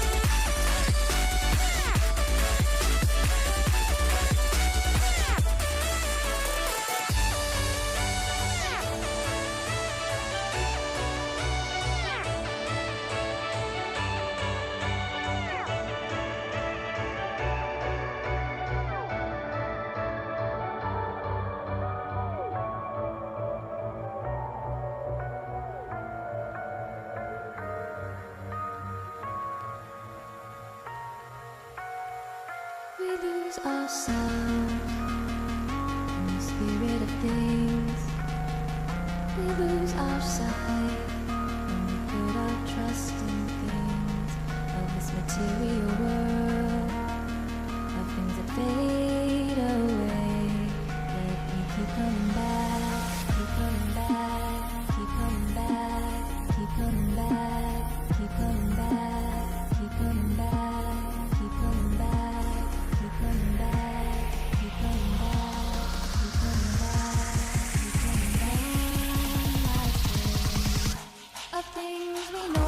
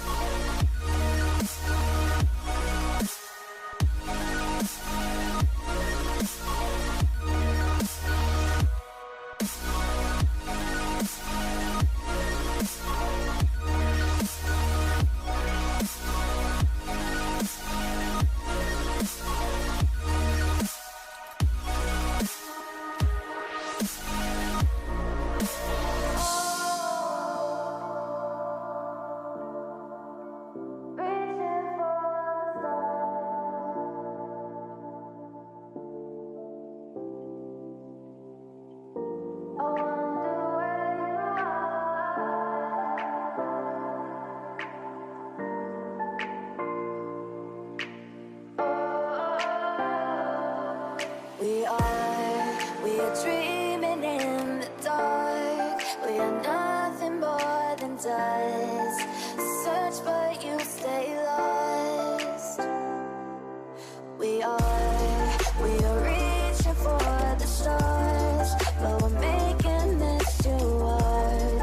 And I wonder where you are. Mysterious, that's the part you always show. 'Cause you're too curious. Maybe you should take it slow.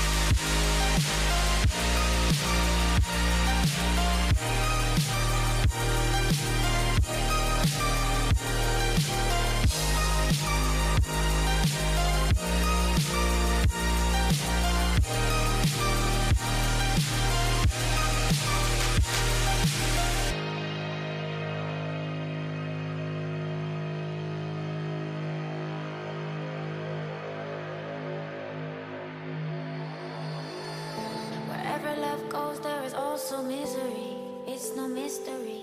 And you and I, we got history. Yeah.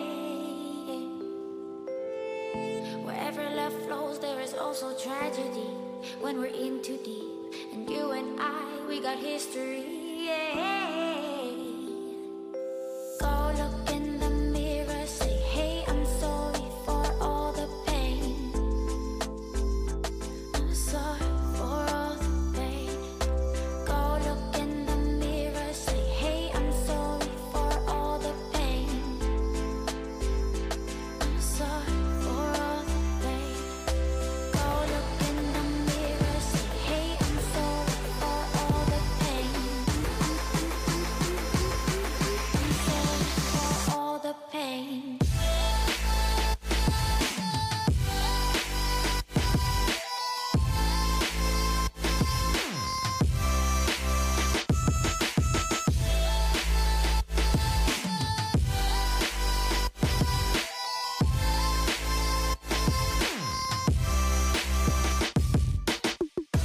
I know my limits. You can break me down, but I'll stay till the finish line.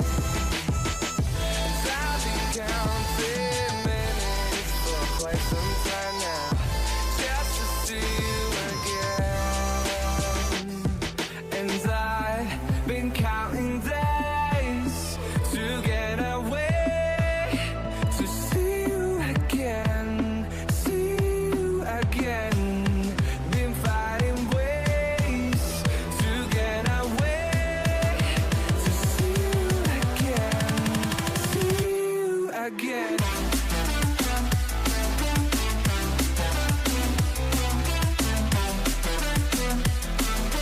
See you again.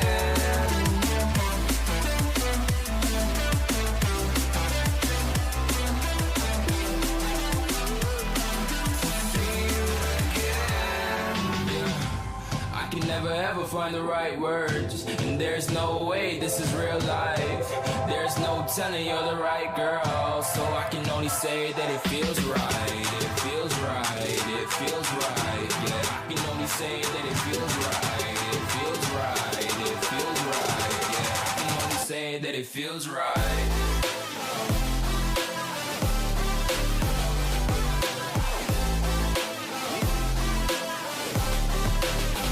That it feels right.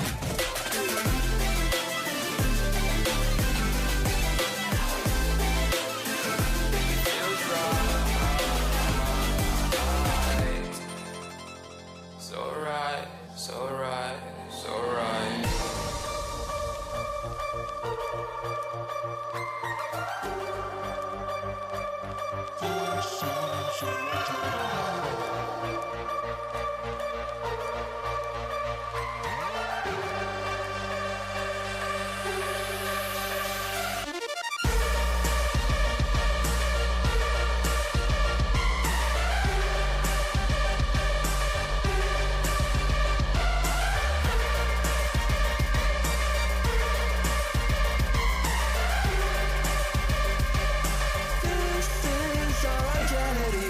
When you want to get off the darkest ground, but gravity pulls you straight down. Earth from a bird's eye view. You should grow feathers and see this too. When you want to get off the darkest ground, but gravity pulls you straight down.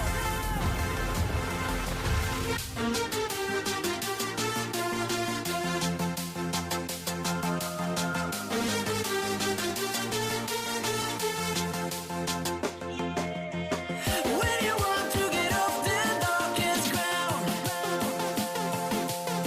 but gravity pulls you straight down.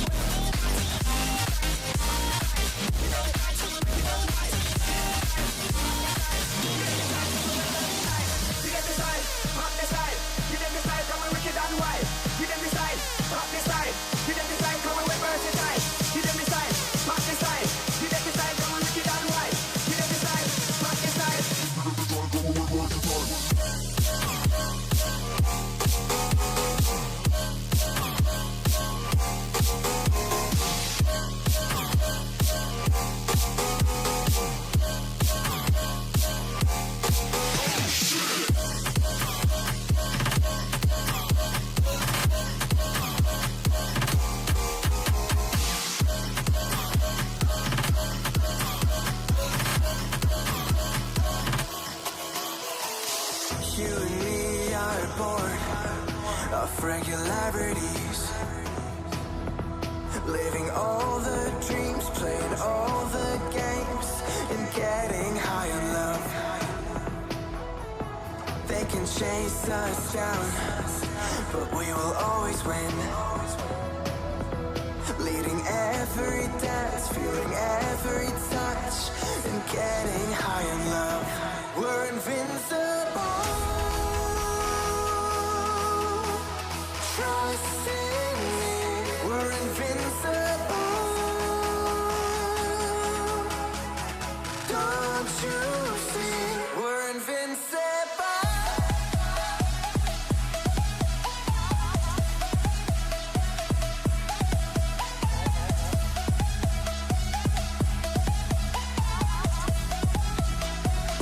We're invincible.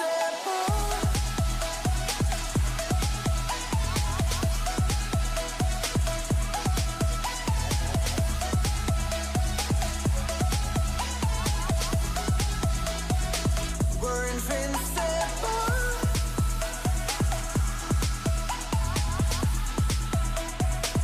We're invincible.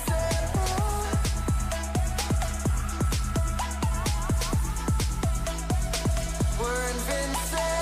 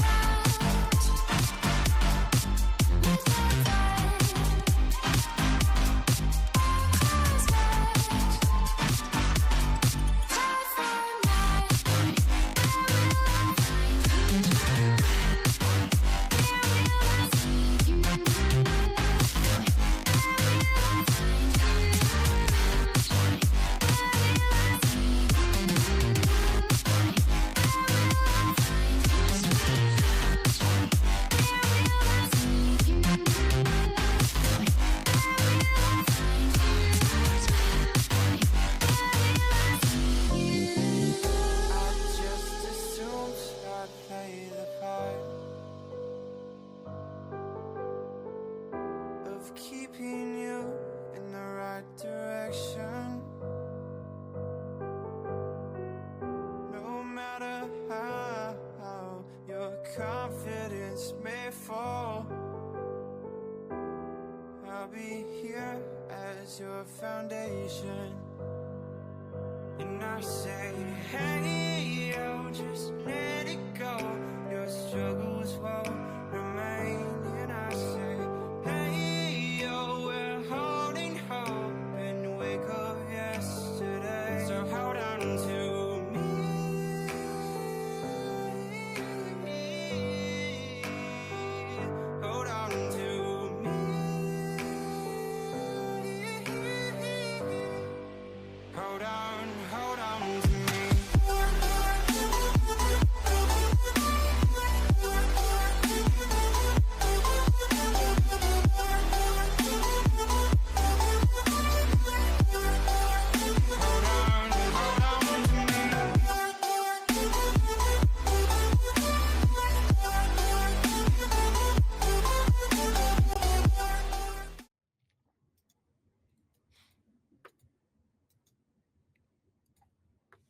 All right. We're back on air. Welcome back. One more match for the day. We are seeing another very familiar team today. It's going to be Wildcard Queens again. Wildcard Queens again, this time against Arrival 7, female division. It is once again me with Akira. How you doing? Hi, I'm doing fine. Very excited for this match. This is my most hyped match for the day. Ooh. Okay. Tell me We're more. back on Clubhouse. Well, I'm fairly good friends with almost everybody on the A7 roster, so I've been wanting to Nice. see them play today. And Wildcard now after this last game has definitely smashed my expectations. So really That's very excited to see true. this going. I hope that A7 can break their loss streak of them going 4-7 and 1-7 against Strike X and Kitten Queens respectively, and we'll see if they can take out Wildcard Queens here and still get a win this game, or if it's going to be a 0-3 situation for them today. Very excited for Would this game. definitely. We're- It would definitely back not with- be ideal, but we are starting on Gym Bedroom, so Mhm. what do you make of the bans here? I mean, the Blackbeard Zombie ban is very, I would say default almost. Attackers need to locate and defuse The Habana bomb. Kite ban, I would almost also consider default-ish. The Habana ban being a bit more out of place, but I can understand it if A7 has troubles playing the bottom floor site, Mhm. leaving the Ace and the Thermite open through that. But it should be an interesting defensive half. A7 is a more defensive team, as far as I know. So excited to see how this goes. Wildcard is also an attacking team. And this is an attacking map, so this is going to be a test off rip to see if A7 can hold their own against a team like this. We do get the Castle Bandit combo come out. We do have the Mira this time around. We have the Wamai. And yet again, we see another Frost. Interesting. These three characters we've seen in a lot of these Gym Bedroom defenses. I'm not sure I understand the Frost nearly as much as the other two, but I mean, any way you slice it, still going to be looking fairly standard here. Is this entire thing, but I mean, the Ash is just here to completely clear out the possibility of that being tricked. You cannot safely stand there as the bandit anymore, so that wall is going to be open very shortly. And it's going to be a really big hole, too, thanks to Thermite. It really is. Who is talking about Dead by Daylight in all chat? Oh, and we see the first frag of the game come out from Spleech on to Impala. Wow. On the CCTV side of the map, I assume. See another pick Extremely coming out. nice, They but refrag eventually- onto Tycho from mine here with the Zofia, taking out the castle. See some fire coming towards Dooley over here outside on the jacuzzi on the breach. From Audrey on the main stairs. Shrimp also taking some damage. And it looks very, very even currently. In the 4v4 situation, one player on each side being hit. Now the connector wall being opened by the Thermite, giving them a lot more insight and splitting off Shrimp to fend for her own in CCTV. Being pressured by mine here on the Zofia. Trying to put a little bit of pressure out onto this balcony here, and it looks like eventually Spleech will find a pick onto Oryx. Very big stuff. We do see, Mighty, rather. we do see the team now start to move into the site, funneling through the breach into the B site now. The plants start to go down from Cassiopeia. And Shrimp That's gets gonna be another taken out pick. by Bully. The plant goes down. Caught the reload! And we see the 2 versus instant 2. refrag by Audrey. It's a 2v2 situation. Bully being on 1 HP in this, under the window, and Secret being in Logi. Do they realize that Bully's still out here on there? It may not even matter. Secret able to find another pick on the Spleech there. But now it's down to a 1 versus 1. This is a winnable situation here. If Audrey gets this long arm defuse, she could win this round. Oh, it's more than winnable, No. but this knee is spotted by Booley. The knee does take it out. That is The so knee unfortunate. gives the game away. What a close first round here out of this game. Already. I mean, yeah, that was down to the wire, but Wildcard Queens do end up cleaning it up. And eventually, Gym Bedroom, it looked like that was going to be the pick for a moment, but it looks like they're actually going to opt for Church Arsenal Room down in the basement. Yeah. And this is where that's this an interesting... Habana Is that a comes in. Tachanka? Oh. So we're seeing strats come out this early on to the game. That's what I'm excited about. Attackers need to locate and defuse Interesting. bombs. Okay, so Goyo, fairly standard. Those canisters going up in various places, but particularly in the dirt tunnel, just to make sure that that becomes significantly harder to attack. Yeah. We're seeing a Warden, a Legion, I think? Yeah. That's his name? Yeah, Yes, that's his name. I knew it! I know the characters' names! And a Valkyrie. Since So I'm fairly personally standard. close friend of Shrimp, who's currently on the Legion, I Right. expect big things from her because from what I know, Legion is Shrimp's like by far favorite and strongest operator. Okay. I'm looking forward to it Yeah. then. Let's see it, Shrimp. Bleach bringing out the Warden for I think the first time on this stream so far. I don't think we've seen a Warden be played so far. I think we Which is saw surprising. one Warden early on the first series, but it was very short-lived. I think we saw it for one round. Yeah, But either way, dude. not a We do frequently see seen the- operator on this stream. Tachanka. We see Shrimp starting the round off top red, trying to maybe get a lurk pick to draw the attention of the attackers towards the top floor of the map. Or to take out maybe this unsuspecting Ying that is in secret. Not a position you would fully expect from the Legion, but either way, whole lot of fire and flames on the site right now, thanks to two characters who can put it there. So, Arrival 7, not able to find a pick so far, but certainly draining a lot of time. Wildcard, still trying to figure out their approach. Shrimp still trying to hold down that top floor while Wildcard is now doing work. We see Cassie on the Ying shotgun again, as we saw the last Clubhouse game on the winning round against Strike X. Impala opting to go for the sledge over the ram is an interesting choice, I think. I personally am very much in favor of the sledge. Definitely not biased. Definitely not a sledge main. What was the better mention that? You see Audrey set off that flame pipe very early on. Allie Ooh. taking out the mine and Audrey flaming herself, but takes out Cassie. Now we're in the 3v2 situation. Luli is trying to plant, but gets damaged, takes out Spleech, and Paula takes 1v2. out Audrey. It's a 1v2 for Shrimp, the gunner of the team. Takes out Impala. Gets one. 1v1. Does she know that Booley is in the other site? Booley does get pinged. Well, knows now for sure. Just a matter of And watching Shrimp for that, and takes it, that's a 1v2. good, Disgusting. beautiful shot.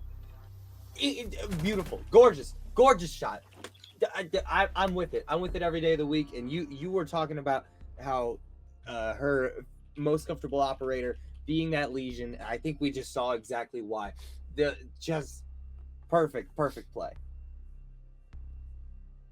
Gym Bedroom. We're going back.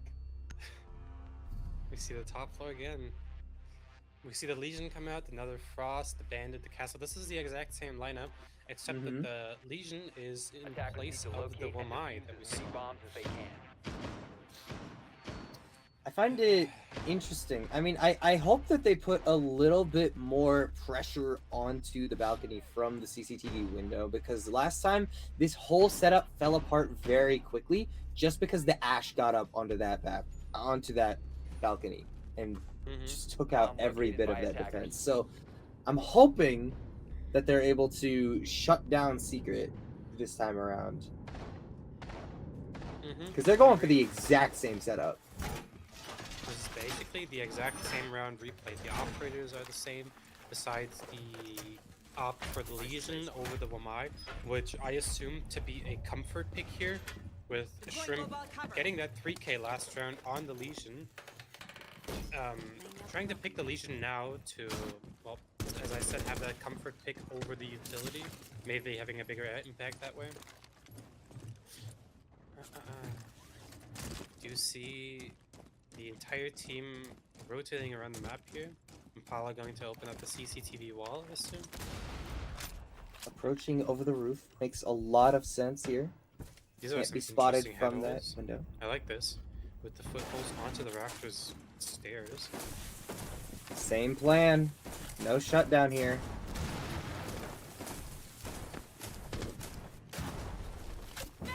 And once again, that wall's see gone. You the- still can't trick it.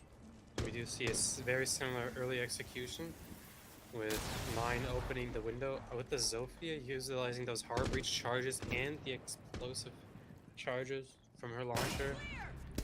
And Bleach taking out Impala yet again as the first pick. Wow. Yeah, that's a big one.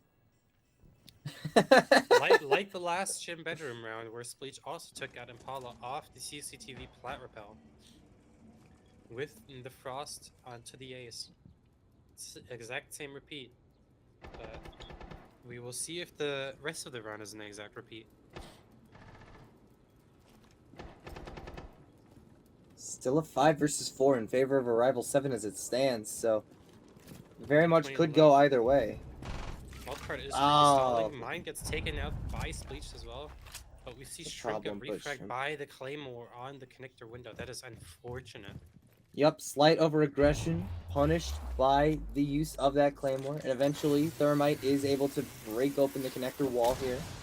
Now we are in a 3v4 situation, which I think, in fact, is more winnable than a 3v5. So, I think you're right. yeah. I would dare to say you are correct.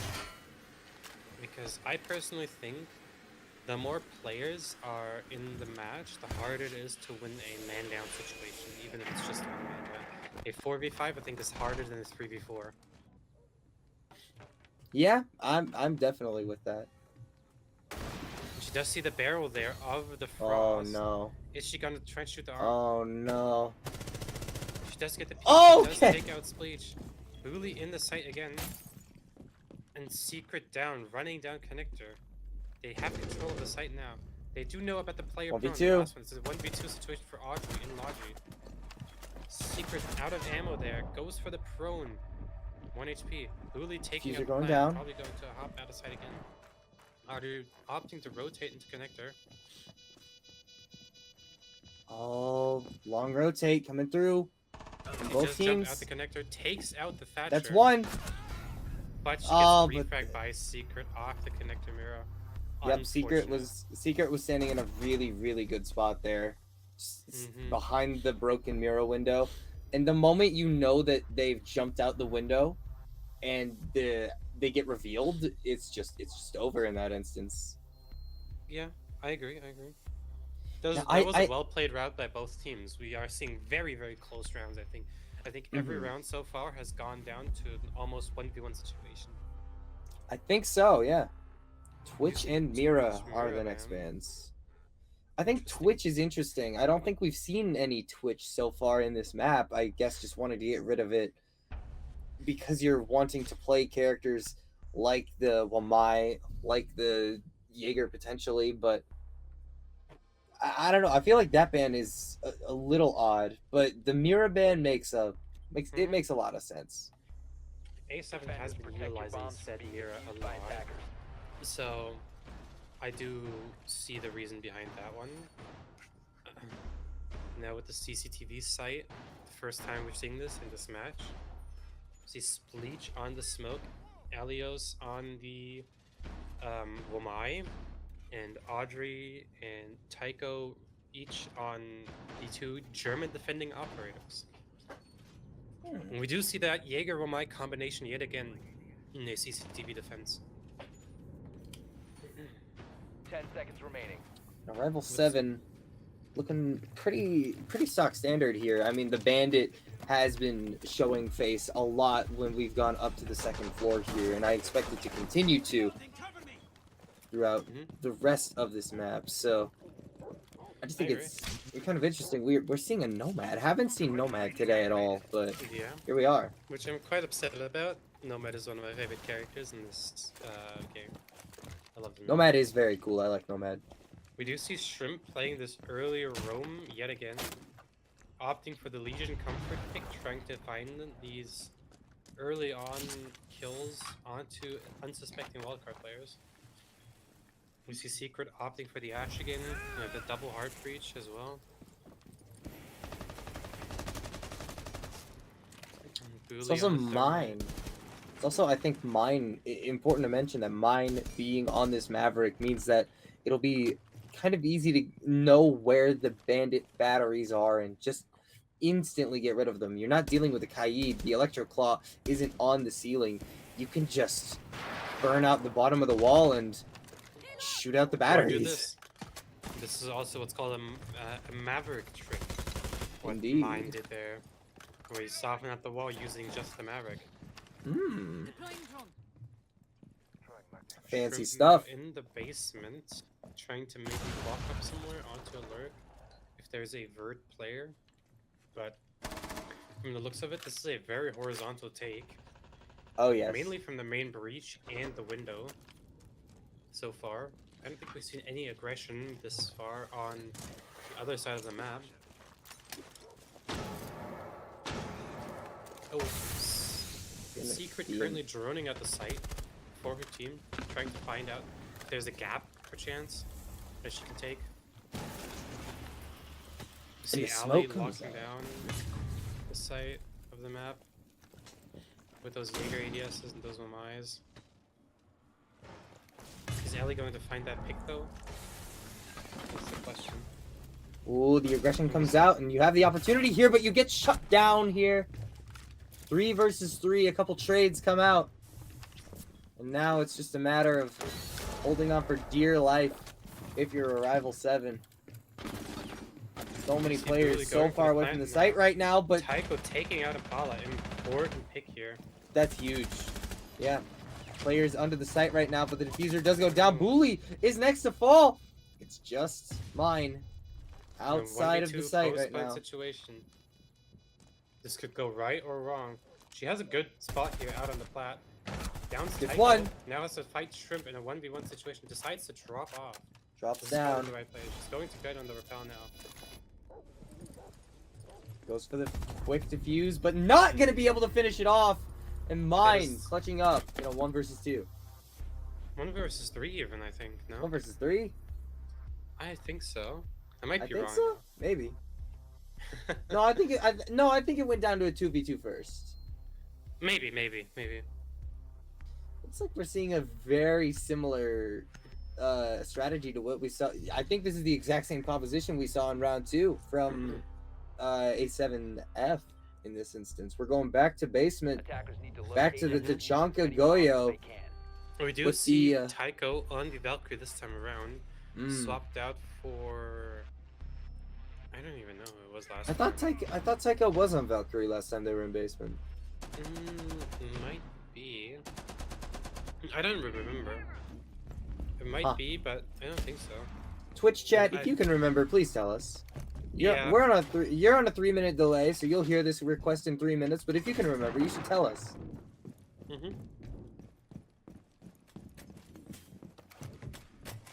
Either way. Here's tries Once to look again, at my Twitch chat, and I don't even have the right stream pulled up. I have the. It's funny. Camera feed up and running.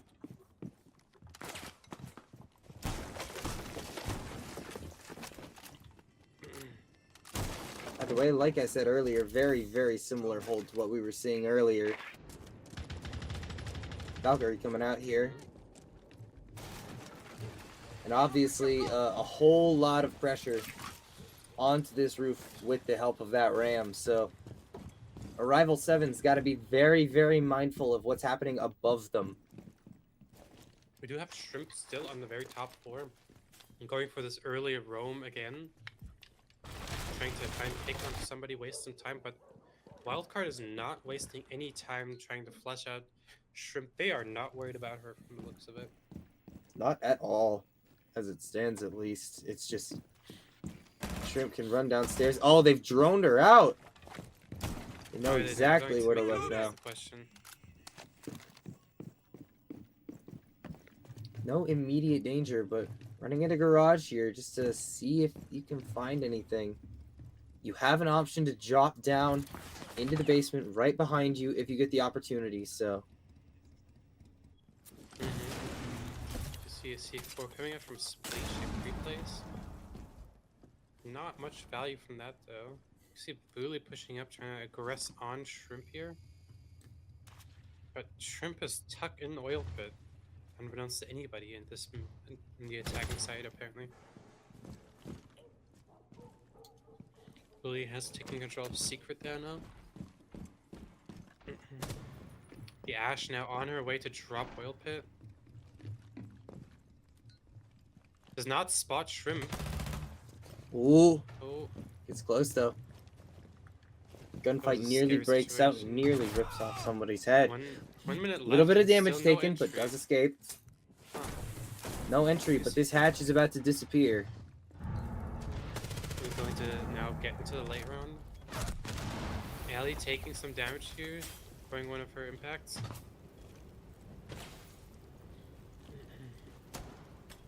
Allie's still on this position. Has You not see the been flashbang deterred, come but the out? flashbang comes out. Couple flashes. This is where the initiation starts, and eventually Allie's a couple players from Wildcard goes down. But a 2-for-2 trade. Still very even with 20 seconds left in the game. And there's still a lot of fire to be thrown if you're that Tachanka. A7 is playing so stacked right now. Wildcard basically has the entirety of this B bomb site to themselves. They're going to be getting this plant down, and they'll do it. A7 has to play for retake here, but they've lost out on their Valkyrie. 2 players remain. You've got 1 player from Wildcard in dirt, though. It's going to be so hard to dislodge Cass from this location. We do The shots see go down. Bully take out Audrey. Shrimp now yet again in Shrimp. another 1v2 situation against Cass and Abala. Feels very familiar here. Cass this no round longer in the and- tunnel and hits the shot. Beautiful stuff. And Wildcard now go up 1-4. Did see that round around from Cass playing around that chassis very well. Honestly, Final just a round and a great half, game and it looks there. like A great Yeah, round it's there by been- Wildcard. it's been pretty phenomenal stuff. And last round and a half, and we're going to be going back up to CCTV Cash. Which, I mean, I think this is a very solid site for them. They were very close to winning the last time they were on this site. A7 that is, but I don't know. It's still going to be a gambit. It's going to have to be a super close one, no matter how this goes. Because I mean that's been the pattern, right? Despite the scoreline being 1-7, this has been down to the wire every single round. I agree. We've been going down to 1v1, 1v2 situations every single round.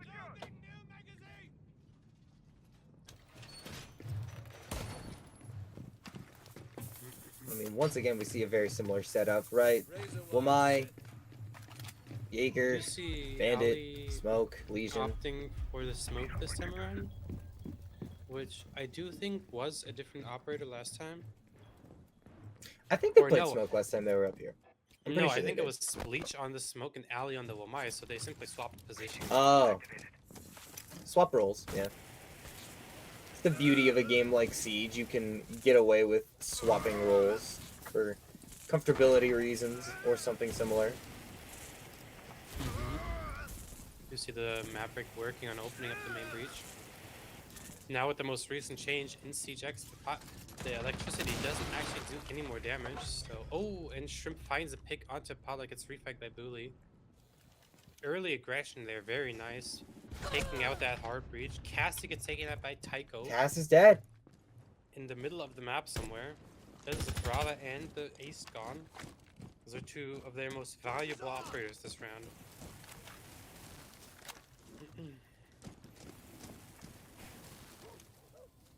Now in a 4v3 situation this roundabout.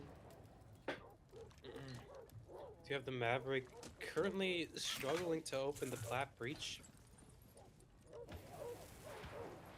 I wonder how Working on it, but eventually does get there. Let's see the Ash. The Ash opening it will up. open it wide open. Now we do see Wildcard in a not too bad situation. Now having control of plat, being able to split the side wide open. But Secret gets taken out by Spleech from the rafters. And that catapults us into a 2v4 situation, which is almost unwinnable for Wildcard Queens, but not impossible. Drone activated. I mean, absurdly well played that whole time, really. And now, Wildcard in a very, very tough spot. It's just Boolean. Mine, excuse me. Yeah. I got there eventually, excuse me. The best chance they have in the situation is for Mine to try and take the plat breach, and for Booley to try and fight Spleech on the rafters and take control of that. Because if they have this control, then Mine could go for a plant and cover and be covered by Booley from the rafters. It's very possible, but not gonna be such. Spleech is gonna find the elimination. This Wamai just proving too consistent, too solid here. And now, And Mine's location is known. Oh, and the Okay. drop. Spleech did not expect 18 the Siege seconds. X there. 18 seconds. Fire extinguisher popped. 10 seconds. You gotta get moving, but I don't think there's time. There's definitely not time here. Doesn't have diffuser, doesn't have any of the kills, and eventually A7F will be able to take the last round of the half, making this a 2-4. Closest half we've had so far, I believe. Mm-hmm. This is the first non-5-1 half we've had on the stream today. Yeah, it's crazy. Anyway, here come the bands. First up, we got Mira Habana. Makes a lot of sense. Mm-hmm. I think we're gonna see another Ace Valkyrie, something of the sorts. That would track. I called it earlier, I can call it again. And Kaid Maverick, Kaid also Mav. very valid bands. Mav makes a lot of sense. I think Mav was like one of the big reasons that it was so hard to play CCTV Cash earlier for A7R. I mean, they did end up winning one of the rounds they went there, but you don't really want to risk that if you're Wildcard sometimes. We are going to Church Arsenal first, down in the basement, so Need to locate and defuse bombs. not going to be seeing the Maverick regardless, What- so... What we are seeing is the Blackbeard on Spleech here. And Thermite Thatcher combo. We see the Ash come out from Shrimp, which I personally expected. And Tycho on the Zofia. Against a very normal looking bunker-ish setup. With having Secret as a roamer lurk on the Vigil. Opting to bring the Aruni over something like a Wamai.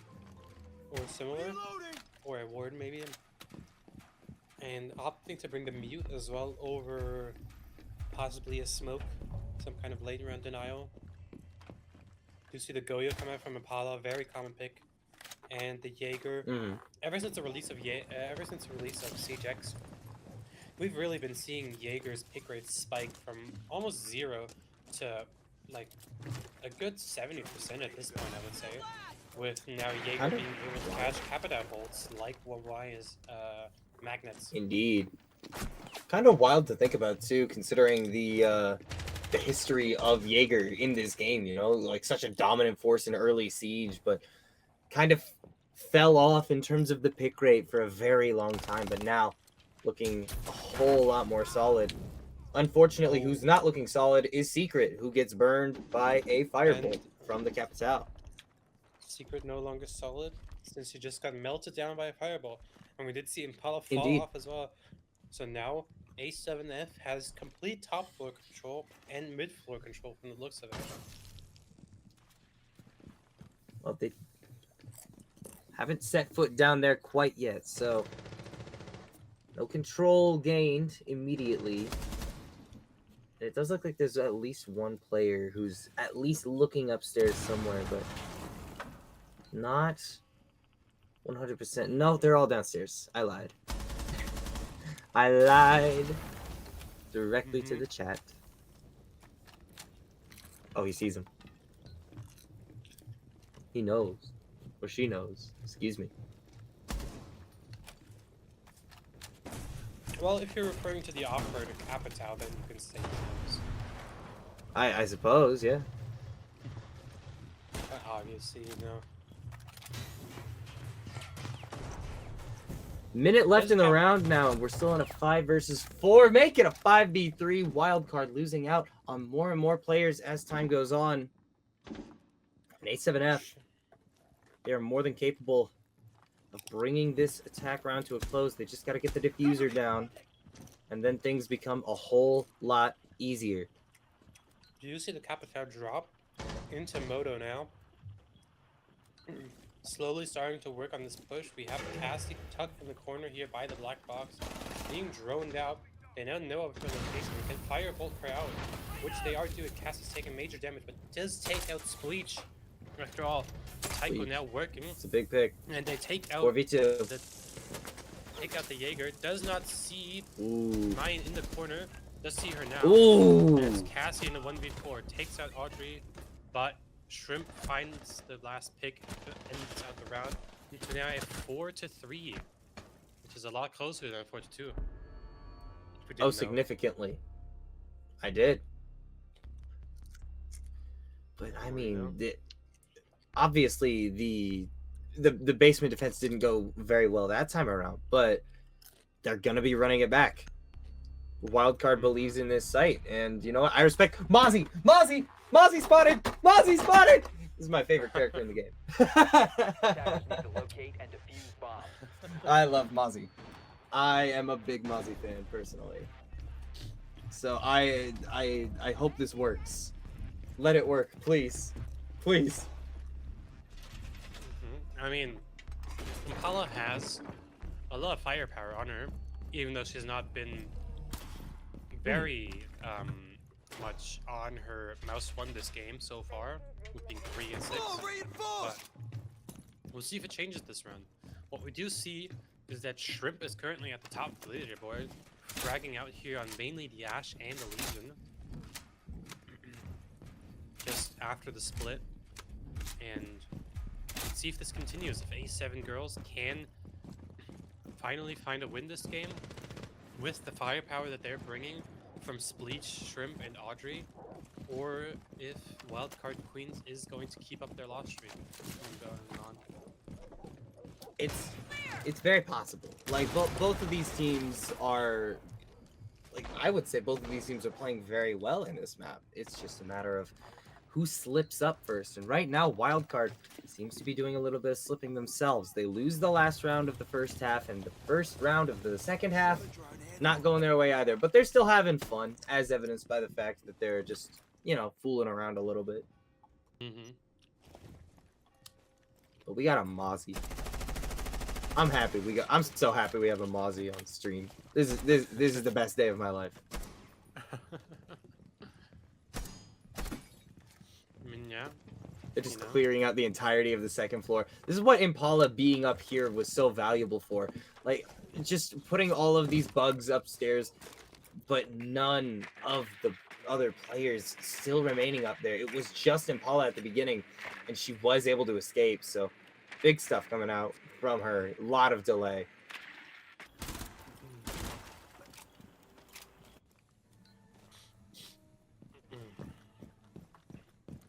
You see the light clear, and now the full control over the top floor here.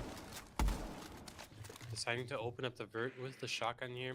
Spleech slowly making her way down the main stairs, as they're starting to prep for an execute, I assume.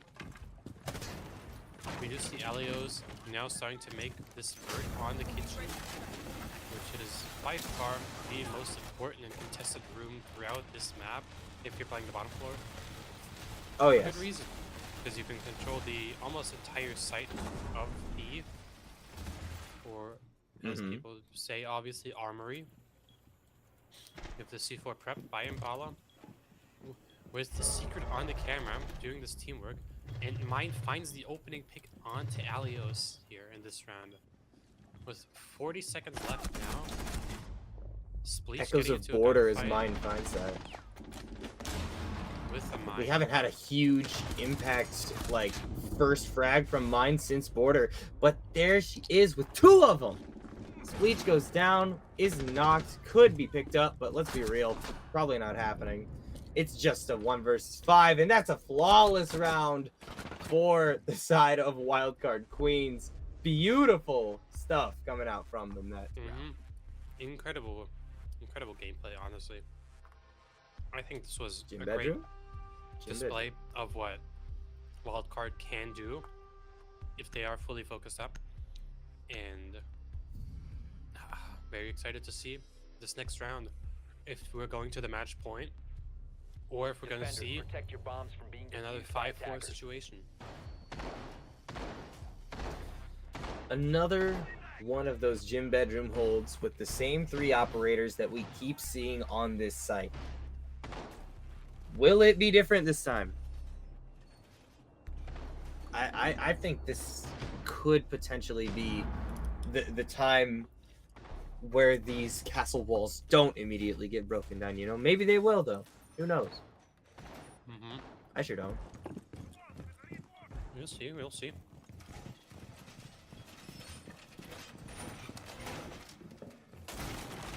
Another castle barricade here on this window makes a lot of sense.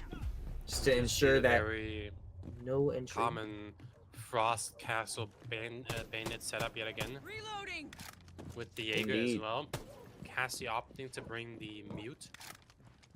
Most likely to deny any Twitch or Bravo drones from coming through their drone hole and preventing the bandit from A tricking. really big fucking hole coming right at... Language there, Mike. Damn. You see a very strong CCTV side hold coming up. With 2 players over there, Cassie with her shotgun and Paula playing the shield on top red. With, This what is a- seems like a Jaeger ADS. This is a strong power position to be holding over on the other side of Clubhouse. Obviously, the bomb's nowhere near where they are playing, but being able to control that area of the map is so massive. Now, this specific wall, if they can take this out and get hallway control, they are looking so phenomenal. And that's kind of why they've brought the Thatcher along, just to be able to pressure the bandit.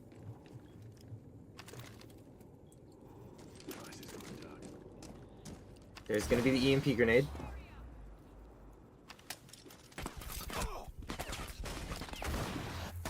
Bullets flying through that little drone hole there.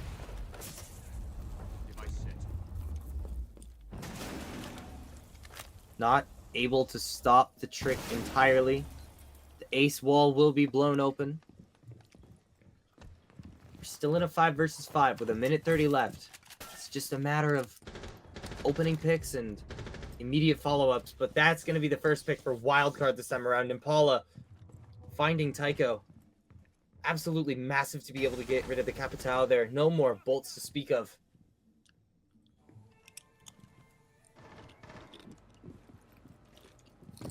It's just a matter of what's next now. And that's the diffuser down. No more thermite. Though mute does get traded out very quickly. Less than a minute now remaining on the clock. And Spleech is onto the site.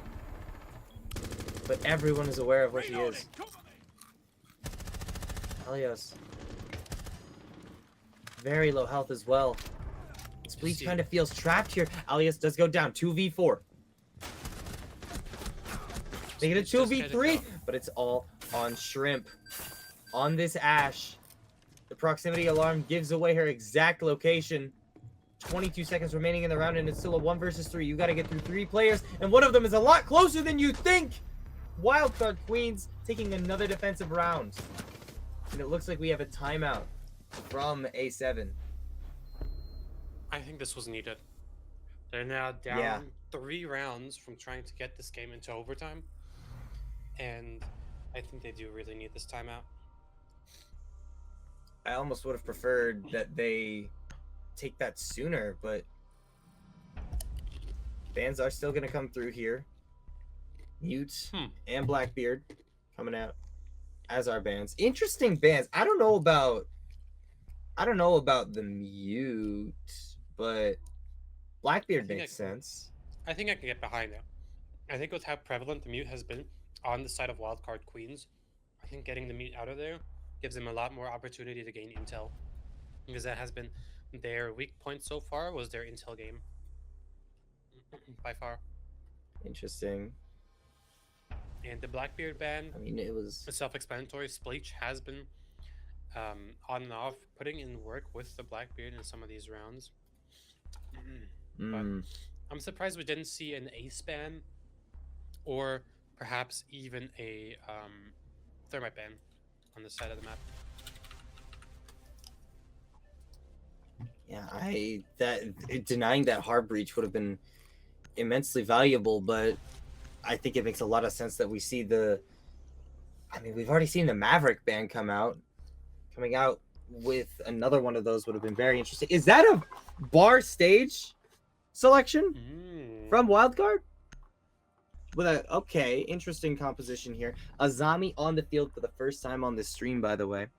But she hasn't been banned. Clash. We do see the Clash now. First time playing on this game. We did see her once before Clash on did, order for only 1 round though. And she was you're very promptly fragged out with little to no impact. But shout this out is the going to be quite G2 exciting. Azami skin. Shout out the G2 Azami skin that came out a few years ago. That skin is clean. I don't run it, I think. I just run That's plays. fair. I don't even have Azami unlocked. She's on the list. I'll get her soon. I just don't have her yet. I've only got like 200 hours in Siege, which apparently isn't enough to unlock the whole cast. Thank you, Ubisoft. Especially now, it's really bad. Since they lowered the renown gain with the new season. Joy. That's okay. I'll just go onto the Siege marketplace and sell all the cosmetics I don't want. I'll just buy them with Siege tokens.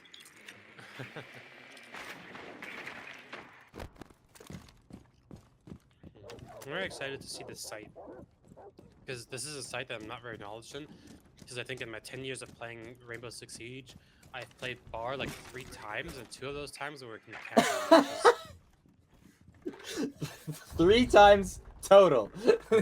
Yeah, typically not a site you see people play. It is often considered the worst of the sites on Clubhouse for very good reason. It is the easiest to attack by far. So many angles in, so many different ways of getting in on this one. But it looks like Wildcard's first and primary method of defending is to just watch above. They have several players on the second floor, so I would even go as far as to say that bar is probably one of the worst sites in all of Siege. It's not the worst, but it's one of the worst. yeah. What's the worst? Drug lab on theme park, by far. Oh yeah, yep, that makes sense. Such an atrocious site.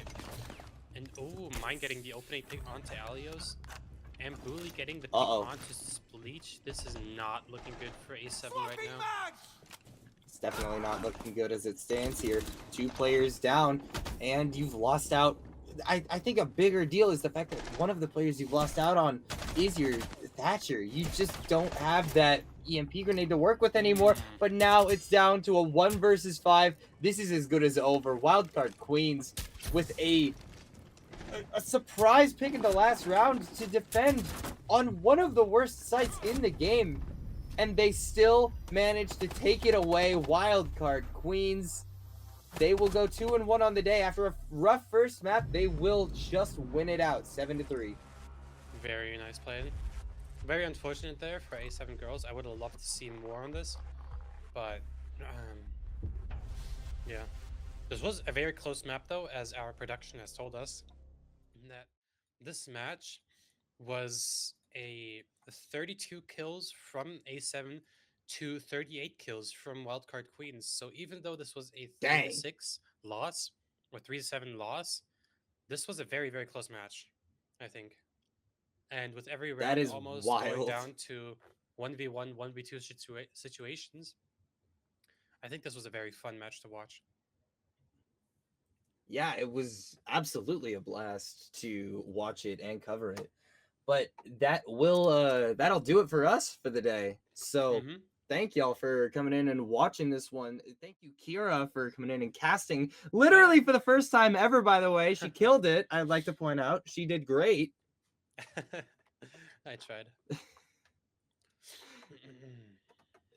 But yeah, I mean, after today, the standings are going to look pretty interesting, I think, with Wildcard Queens obviously getting a pair of 7-3 wins. It was, I mean, just very clean play from them throughout the day. And I mean, we got to cast all 3 of the games they played today. So that was us, you and me. Unfortunately. I'm just kidding. I'm just kidding. I don't mind seeing Kira's on some hater behavior right now. That's okay though.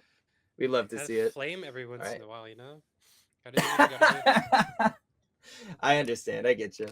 All right, but that will do it for us. Thank you all again so much for watching. Thank you to Chloe for the production. Thank you to the Loosey Goosey for the observation.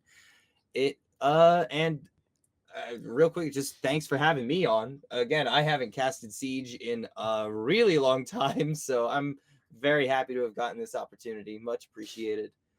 And do you have any closing words for us, Akira? None that you haven't already said. Sweet. I think. All right. Well, have a good day, y'all. Later. Bye.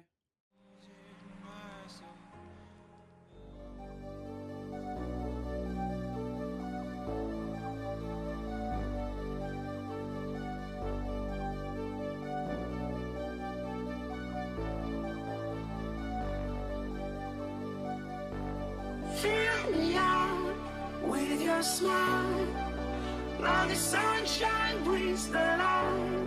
Fill me out with a flame, I will let you